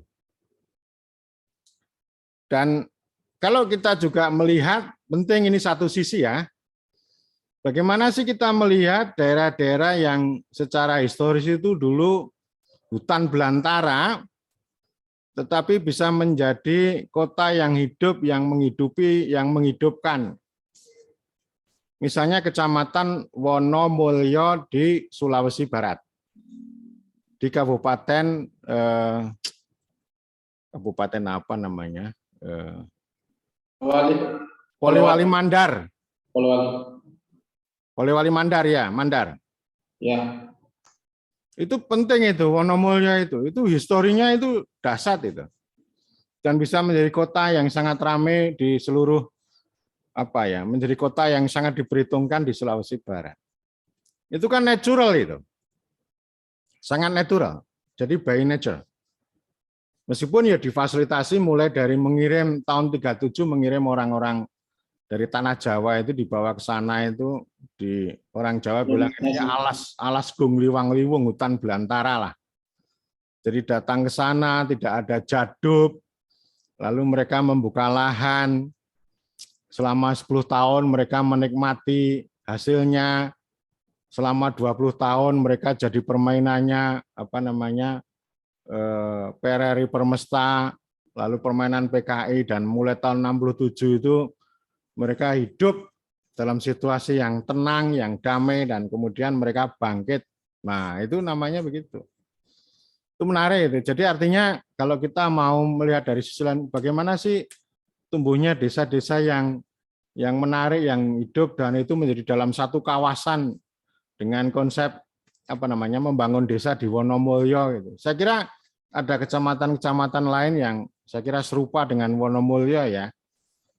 Ada warisan dari transmigrasi, para peneliti transmigrasi itu kan perlu mengangkat makna dan itu bisa menjadi pelajaran atau teori yang bisa kita yakini. Jadi teori itu tidak hanya kita peroleh karena ditulis oleh orang Barat, tapi para peneliti yang kemudian memberikan makna abstraksi kristalisasi dari pengalaman Wonomulyo dan tempat-tempat lain itu bisa menjadi teori yang canggih juga.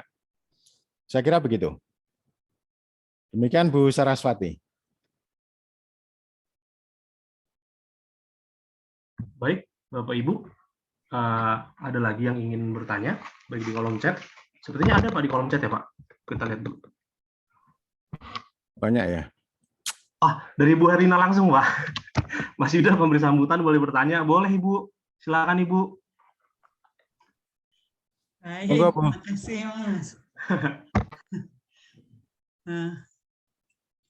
Pak Eko, saya jadi tergelitik. Tidak tahan, tidak bertanya ini dengan penjelasan Pak Eko yang saya pikir ada perbedaan pandangan kelihatannya ya Pak ya, kalau dari penjelasan Bapak tadi tentang makna membangun desa antara pusat atau negara lah katakan, dengan pandangan desa terhadap pembangunan dirinya sendiri. Yeah. Kira-kira pas nggak itu Pak? Nah, jadi saya berpikir begini Pak, kalau seorang orang tua dia menyayangi anaknya, itu baik. Tapi akan sangat jauh lebih baik kalau anaknya tahu kalau orang tuanya sayang padanya. Nah, jadi kalau dari diskusi kita tadi, ini mungkin sinonim yang belum terlalu pas ya Pak ya, tapi mendekati lah gitu ya. Yeah. Ini kelihatannya kita yakin negara juga tidak punya tujuan yang buruk. Undang-undang desa sendiri mau menunjukkan itu, tapi dibentuk wujud nyatanya kelihatannya uang, dan uang ini, uang kan bebas nilai ya Pak ya. Orang mau jadikan itu baik, mau jadikan tidak baik, ya uang bisa saja gitu.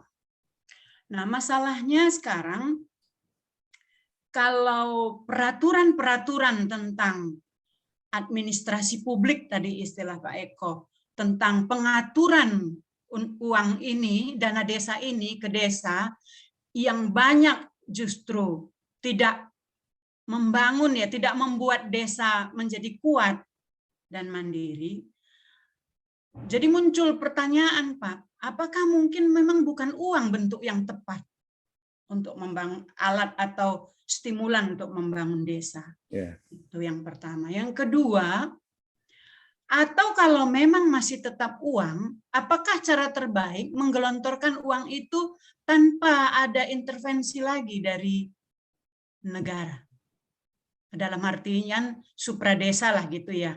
Kalau mungkin tingkat 2 kabupaten barangkali karena lebih dekat, ya melakukan pendampingan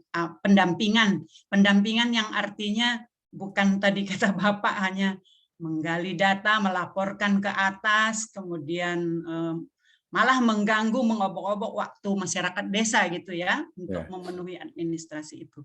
Nah, begitu pandangan saya, Pak Eko, mungkin penjelasan Bapak akan membuat lebih cerah lagi ya, lebih tepat lagi. Sebenarnya kata optimalisasi dana desa itu tepatkah kalau memang bentuknya bukan dana gitu? Kasih. Ya. Ya, baik Bu Erlina ya. Ini diskusi semacam ini kan penting untuk kita lakukan terus-menerus ya. Kita asah, kemudian juga kita lihat bagaimana kondisi di lapangan. Sekian tahun yang lalu ya, kira-kira ya 12 tahun yang lalu itu kan saya pernah menulis sebuah policy brief, judulnya konyol sih. Judulnya itu ikan yang mati di gendongan kera gitu ya. Jadi ini ada seekor ikan yang terdampar gitu ya dari laut, ditemukan oleh kera, lalu digendong oleh kera, disayang-sayang, dielus-elus gitu. Tapi tidak lama kemudian ikan itu malah mati. Jadi itu yang sering saya sebut dengan paradoks ya. Jadi bukan berarti memberi dana desa itu salah. Itu kan yang diharapkan, Bu. Jadi dulu asosiasi desa ini kan tuntutan besarnya ada dua. Satu otonomi desa, yang kedua adalah dana desa. Itu yang menjadi tuntutan mereka. Otonomi itu kan soal kewenangan. Jadi mereka katakan kami menuntut kewenangan. Tidak hanya diberi kewajiban terus tapi tanpa kewenangan. Undang-undang memenuhi itu, Bu. Tapi kemudian yang terjadi peraturan pemerintah itu kan mendistorsi. Yang menganggap bahwa dana desa itu menjadi program pemerintah, diatur oleh pemerintah, lalu ada kata prioritas. Prioritas itu lalu diatur oleh pusat. Harus begini, harus begitu, itu kan kesalahannya, distorsinya, reduksinya ada di sana. Ya, jadi artinya dana desa ini kan sebenarnya mengikuti asas-asas yang sudah ada. Ada asas rekognisi, subsidiaritas, demokrasi, lalu diikuti dengan uang. Memang ruang itu tanpa uang itu ya sama juga bohong. Tapi kalau uang tanpa ruang itu ya percuma. Jadi maksud saya kan antara uang sama ruang ini kan harus jalan bersama. Jadi distorsinya itu tadi. Lalu saya mengatakan bahwa ini bukan kepentingan masyarakat setempat sebagai hukum tertinggi.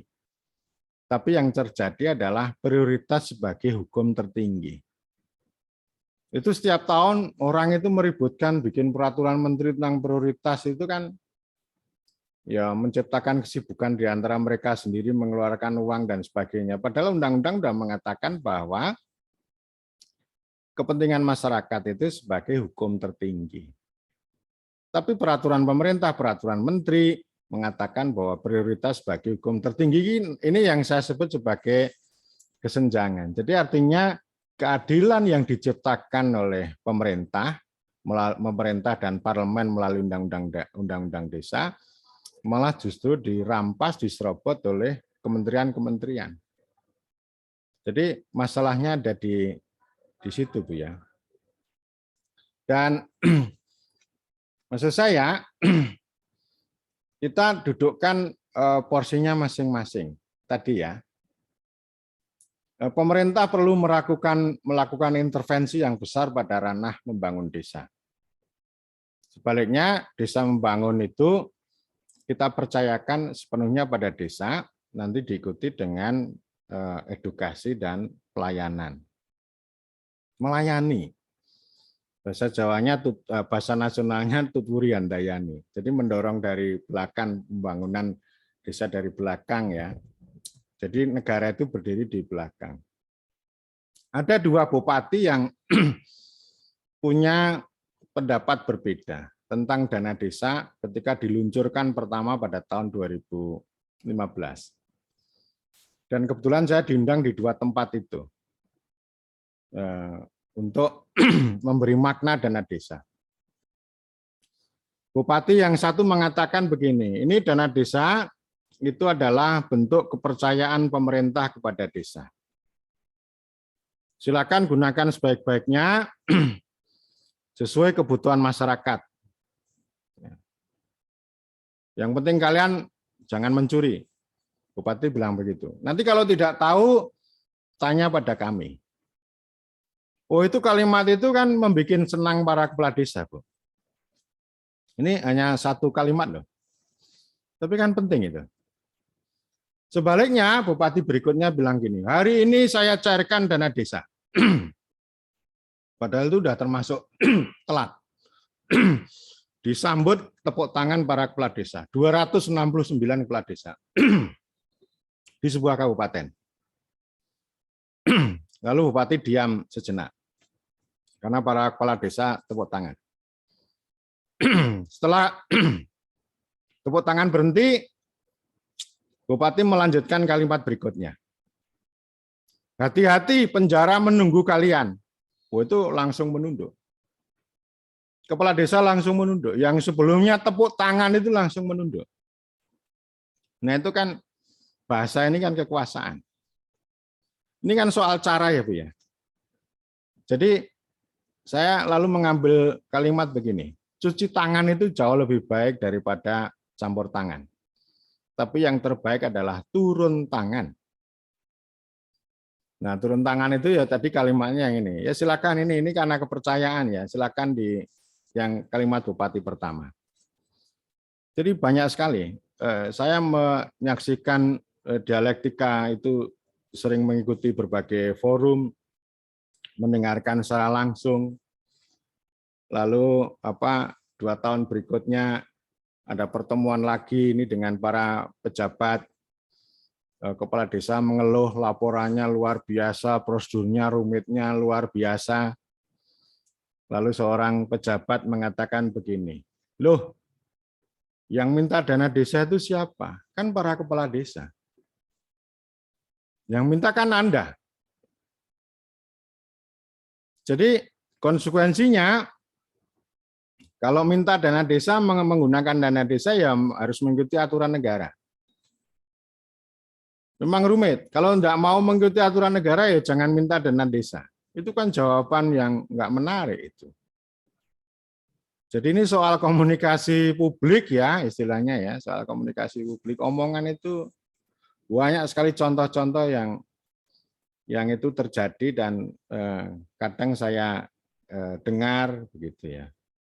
Ini jadi luar biasa lah. Nanti itu belum lagi kalau kita ketemu dengan aparat penegak hukum. Ngeri-ngeri sedap itu. Soal dana desa itu. Di Jawa Tengah itu biasa. Jadi kami itu kan menjadi tempat curhatnya para kepala desa. Ketemu para penegak hukum, kalau memberi ya menyalahi hukum, kalau tidak memberi ya bisa disalahkan, bisa diperkarakan. Jadi sekarang itu di mana-mana ada istilah namanya predator ya. Jadi orang minta-minta itu berbagai latar belakang. Termasuk oknum-oknum penegak hukum juga gitu. Begitu Bu Herlina, dan ini penting untuk kita refleksi mengubah haluan. Saya kira begitu. Monggo Mbak, ini Ibu Diana ya. Iya Pak, untuk penanya terakhir ya Bapak Ibu ya, sebelum kita tutup acara, Ibu Diana, silakan Ibu.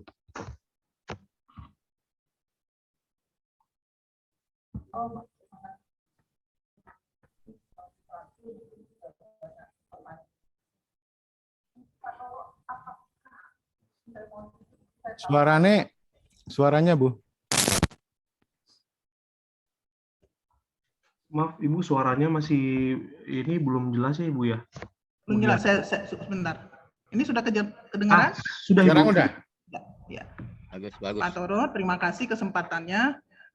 Kalau tadi mengatakan dialektika desa melihat uang, bukan uang melihat desa. Sebenarnya tren desa melihat uang itu secara rata-rata desa yang jumlahnya hampir 75.000 itu berapa persen Pak desa yang melihat dialektika desa melihat uang ketika kita kaitkan dengan Undang-Undang Nomor 6 Rekognisi dan Subsidiaritas. Itu yang pertama, Pak.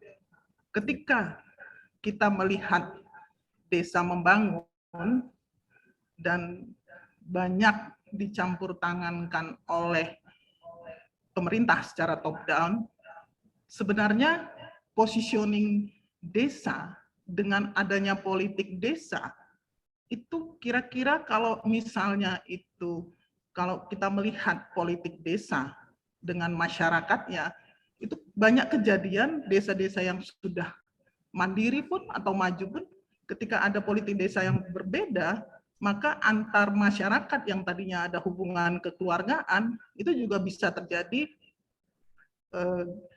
gap atau konflik. Bagaimana menyikapi desa melihat uang dialektika tadi dengan posisi politik desa? Karena kalau berbicara politik desa, karena sudah general, sekarang sudah ditetapkan pemilihan desa secara langsung, itu baru di dalam level desa, belum naik ke level supradesanya. Oleh karena itu, bagaimana kita nanti melihat sensitifnya nanti di masyarakat ketika kita mau melihat nanti dialektika desa melihat uang ini, Pak. Sehingga ada data awal untuk menyikapi statement-statement tadi, Pak. Itu yang kedua. Yang ketiga, tentunya ketika kalau memang nanti rekognisi dan subsidiaritas ini sudah jalan, kalau melihat kawasan barat Indonesia, kawasan timur Indonesia, menurut pengalaman Pak Toro, seperti apa sih positioning hampir 75.000 desa itu? Karena kan kita melihat ada perbedaan yang sangat signifikan. Sehingga ketika peneliti nanti melakukan ke lapang, bagaimana desa-desa di Jawa dan desa-desa yang di luar Jawa. Tentunya ini juga mempunyai perbedaan. Walaupun tadi Pak Toro katakan, satu desa pun mempunyai kepentingan kebutuhan masyarakat untuk mengembangkan desanya. Itu mungkin Pak Toro di dalam pengawalan ini mungkin saya salah, mohon maaf, untuk melihat data awal, jadi tidak statement, karena belum pernah saya, mungkin keawaman saya juga, apakah sudah ada data-datanya yang konkret menyatakan itu. Terima kasih Pak Toro, mohon maaf ketika saya bertanya kurang pas. Terima kasih. Ya, matur nuwun, terima kasih Bu Diana. Ada baiknya penelitian itu longitudinal, Bu, ya. Sekurang-kurangnya bisa 3 tahun lah. Dulu kami itu pernah riset itu tahun 2010, 2011, 2012, 4 tahun ya, meneliti perjalanan BUMDesa di sejumlah kabupaten. Kita lihatlah mulai dari inisiasinya dan sebagainya gitu ya. Misalnya kita temukan ada mayoritas BUMDesa itu yang tumbang, mangkrak, tapi ada juga yang ini ya, yang tetap bertahan gitu ya.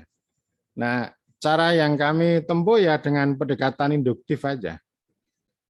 Induktif, dan kita dalam pencarian data itu kan ya dengan berbagai cara. Saya kan sering memberikan saran kepada peneliti, jangan meneliti itu di siang hari, tapi meneliti itu di malam hari. Karena kalau siang hari itu kan orang hanya melihat pemerintah, kalau malam kan orang membicarakan pemerintah. Jadi kalau mau dapat data yang banyak ya ketika orang membicarakan pemerintah di malam hari itu. Jadi kalau yang siang ya kita formal. Penelitian bisa kita lihat berkali-kali. Nah, Bu Diana, saya tidak bermaksud ini ya, romantis ya. Romantis itu artinya ya desa itu semuanya baik. Memang tidak begitu. Tetapi kalau kita mau melakukan rekayasa sosial, mau melakukan transformasi, memang kita harus punya semacam keberpihakan. Titik berpihaknya di mana? Kalau misalnya begini, saya mengikuti dialektika pertemuan para ini ya, PAPDESI misalnya, Persatuan Pemerintah Desa Seluruh Indonesia. Bagaimana suara-suara aspirasi mereka itu? Itu kan suara itu. Suara mereka lebih banyak ini ya, melakukan kritik protes terhadap pemerintah. Tapi kalau mereka sudah kembali ke desanya masing-masing, itu perintah dari pemerintah tetap dijalankan. Kemarin itu sangat terasa betul ya, di waktu pandemi itu perintah apapun dari atas dijalankan. Tapi kalau terlalu banyak aturan mereka ngomel. Ngomelnya luar biasa, meskipun tetap dijalankan juga. Sambil mereka menyampaikan aspirasi. Pemerintah itu sebaiknya menetapkan tujuan, kami menentukan caranya. Jangan caranya diatur pemerintah juga, gitu. Detail lagi kan gitu. Jadi mereka itu satu sisi dialektika antara negara sama desa itu begitu. Nanti di dalam desa itu sangat bervariasi. Satu desa dengan desa lain dengan tetangganya sudah sangat berbeda. Saya di Jogja udah ya macam-macam, karakter kepala desa di Sleman itu berbeda dengan kepala desa di Bantul, dengan Kulon Progo dan Gunung Kidul udah sangat berbeda. Kepala desa di Sleman, gagah karena uangnya banyak. Mereka itu nggak butuh dana desa karena dari tanah bengkok, tanah desa itu sudah kaya. Gitu. Kepala desa di Bantul itu kreatif, inovatif itu, menciptakan kreasi-kreasi lokal dan itu warisan sejarah yang turun-temurun. Jadi siapapun yang jadi kepala desa, bukan berarti tidak ada kepala desa yang jahat loh ya, mesti ada juga. Gitu. Tapi umumnya para kepala desa ini selalu ditantang untuk menciptakan inovasi. Nah, kalau Gunung Kidul selalu siap, selalu menunduk gitu ya, apa perintah ya selalu siap. Kalau di Kulon Progo ya nggak begitu jelas ini apa yang mau dilakukan. Jadi variasinya luar biasa dan cara kita berkomunikasi dengan kepala desa di 4 kabupaten ini udah beda-beda juga. Sangat berbeda. Di Sleman itu luar biasa. Kita masuk ke desa di Sleman itu agak sulit. Ya, agak sulit. Jadi itulah kemudian seni di dalam kita pergaulan dengan desa termasuk penelitiannya. Ya. Dan tadi saran saya tidak apa-apa ya, jadi longitudinal. Tapi mungkin longitudinal enggak, apakah nanti mekanisme administrasinya itu memungkinkan atau tidak. Jadi awalnya gitu Bu, tidak sekali jadilah penelitian 1 tahun lalu dibuat report gitu ya. Ya itu boleh-boleh aja. Tapi maksud saya nanti diteliti lagi sambil kita saling belajar.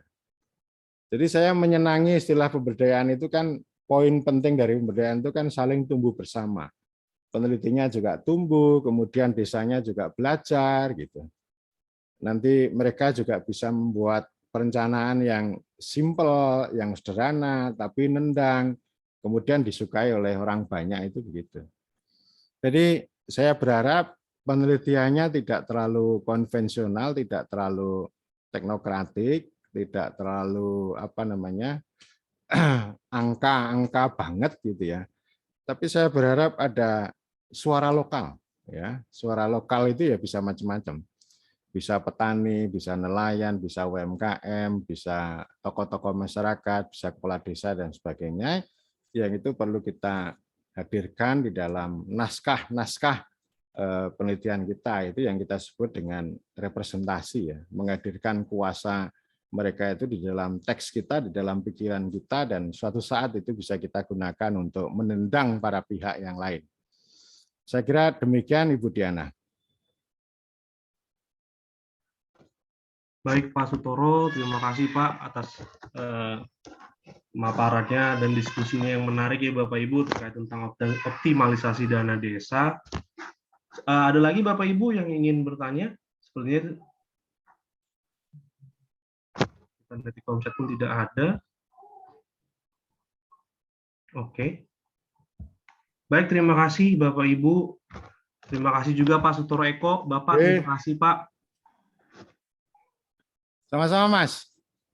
Baik, Bapak Ibu, sebelum kita masuk ke sesi berikutnya, Bapak Ibu, di kolom chat sudah di-share oleh Ibu Husmiati Yusuf ya, terkait tentang daftar sertifikat. Mungkin Bapak Ibu bisa mengisi agar tidak lupa.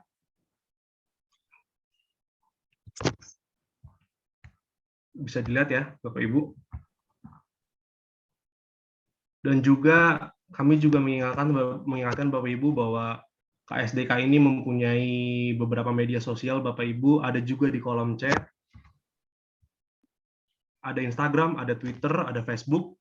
Jadi Bapak Ibu mungkin bisa memfollow ya, mengikuti agar nanti setiap info akan terupdate langsung di media sosial KSDK. Baik Bapak Ibu, acara selanjutnya adalah penutup. Saya persilakan kepada Pak Badrun Susantio untuk menutup sekaligus closing statement dari PR KSDK. Terima kasih Bapak. Silakan.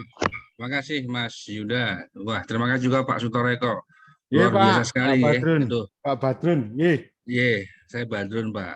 Ye. Mewakili kebetulan Pak Ali Humedi, Pak Kepala Pusat Risetnya sedang ada pertemuan mendadak ini dengan Kepala OR nih. Saya diminta untuk dialog kita pagi ini luar biasa Pak menurut saya, Pak. Tadi saya mohon maaf, saya sedang di kendaraan, naik turun, diangkut, di Gojek saya sampai tetap saya mendengarkan, demikian menarik, mengingatkan kembali kepada kita semua, Pak, ya tentang pentingnya mengembalikan bahasa kami, Pak, mengembalikan marwah desa kepada kedudukan yang semestinya, Pak, ya. Ya. Jadi memang harus kita akui, Pak, desa ini sekarang ini akan menjadi, bukan hanya sekarang, udah beberapa tahun terakhir, beberapa dekade terakhir ini, semakin menjadi lahan pertempuran, medan peperangan yang dahsyat, Pak ya. Semua program pemerintah, semua program-program pembangunan, lokusnya pada desa, ujungnya di desa. Sementara yang menggerakkan ya nggak akan kemana-mana, pasti aparatur desa. Dan kita semua tahu bahwa aparat desa kan ya itu saja, Pak ya, nggak akan nambah. Warga desa juga itu saja. Ini artinya apa? Bahwa betul tadi saya setuju dengan Pak Eko tadi, Pak Sutoreko. Mohon maaf saya manggilnya Pak Eko saja, Pak. Pak. Bahwa memang nampaknya saya mencoba menangkap makna di balik pernyataan Pak Eko bahwa sebenarnya kita itu kebanyakan dari kita itu mohon maaf sekali itu seakan-akan kok seperti memperalat desa, menjadikan desa sebagai objek, bukan memperkuat desa sebagai objek, sebagai subjek, mohon maaf. Jadi yang semula tujuan kita itu sesuai dengan undang dan bagaimana menjadi desa yang kuat itu jadi kamuflase sepertinya Pak ya, begitu Pak. Kalau saya nangkapnya Pak ya. Saya setuju sekali. Ada beberapa Agum dulu ya, kalau kita menilik kepada kebiasaan desa, tadi juga Pak Eko sampaikan bahwa desa mawa coro, negara mawa toto, itu betul ya. Dan tugas kita sebenarnya bagaimana menemukan keduanya itu, antara coro dan toto itu, ya kan, afirmasi seperti apa. Nah, mungkin Pak Eko, mudah-mudahan dengan adanya KSDK ini, kesejahteraan sosial desa dan konektivitas ini, semoga kita bisa mengarahkan ke sana. Bagaimana memperpendek jarak, bagaimana menemukan kalau perlu antara coro dan toto, coro di desa dan totonya di pemerintahan pusat. Baik Bapak sekalian dan khusus Pak Eko Sutoreko sebagai narsum kita kali ini demikian dahsyat ya kalau menurut saya dialog kita pagi ini. Satu hal bahwa tantangan bagi kita semua peneliti di bidang desa, bagaimana tadi menjawab harapan dari Pak Eko. Kalau penelitian jangan yang ya seminggu 2 minggu, sebulan 2 bulan, yang longitudinal lah. Jadi kita tahu betul apa yang terjadi, apa yang dialami, apa yang dirasakan, dan yang penting lagi apa yang dibutuhkan oleh masyarakat desa itu. Gitu Pak, maksudnya gitu nggih? Iya Pak. Udah penelitiannya sebentar, perspektifnya beda-beda, angle-nya beda-beda, diputuskan dan disumpulkan dengan masing-masing, ya akhirnya nggak nyambung ya. Seperti itu Pak. Baik Bapak sekalian, semoga dengan adanya diskusi dialog kita pada pagi hari ini menambah wawasan dan lebih dari itu adalah memperkuat bagaimana tekad kita untuk kembali membangun desa, menggerakkan desa agar desa betul-betul kuat. Bapak Ibu sekalian, demikian yang bisa saya sampaikan. Matur suwun Pak Eko, Bapak sekalian. Sampai ketemu. Pak nggih Pak. Assalamualaikum warahmatullahi wabarakatuh. Waalaikumsalam warahmatullahi wabarakatuh. Nggih, mohon izin pamit. Nggih. Monggo Pak Eko, matur suwun Pak Eko. Nggih, Sun. Salam sehat Pak Eko. Nggih, sami-sami Pak, Bagas Waras. Nggih, terima kasih Bu Erlina.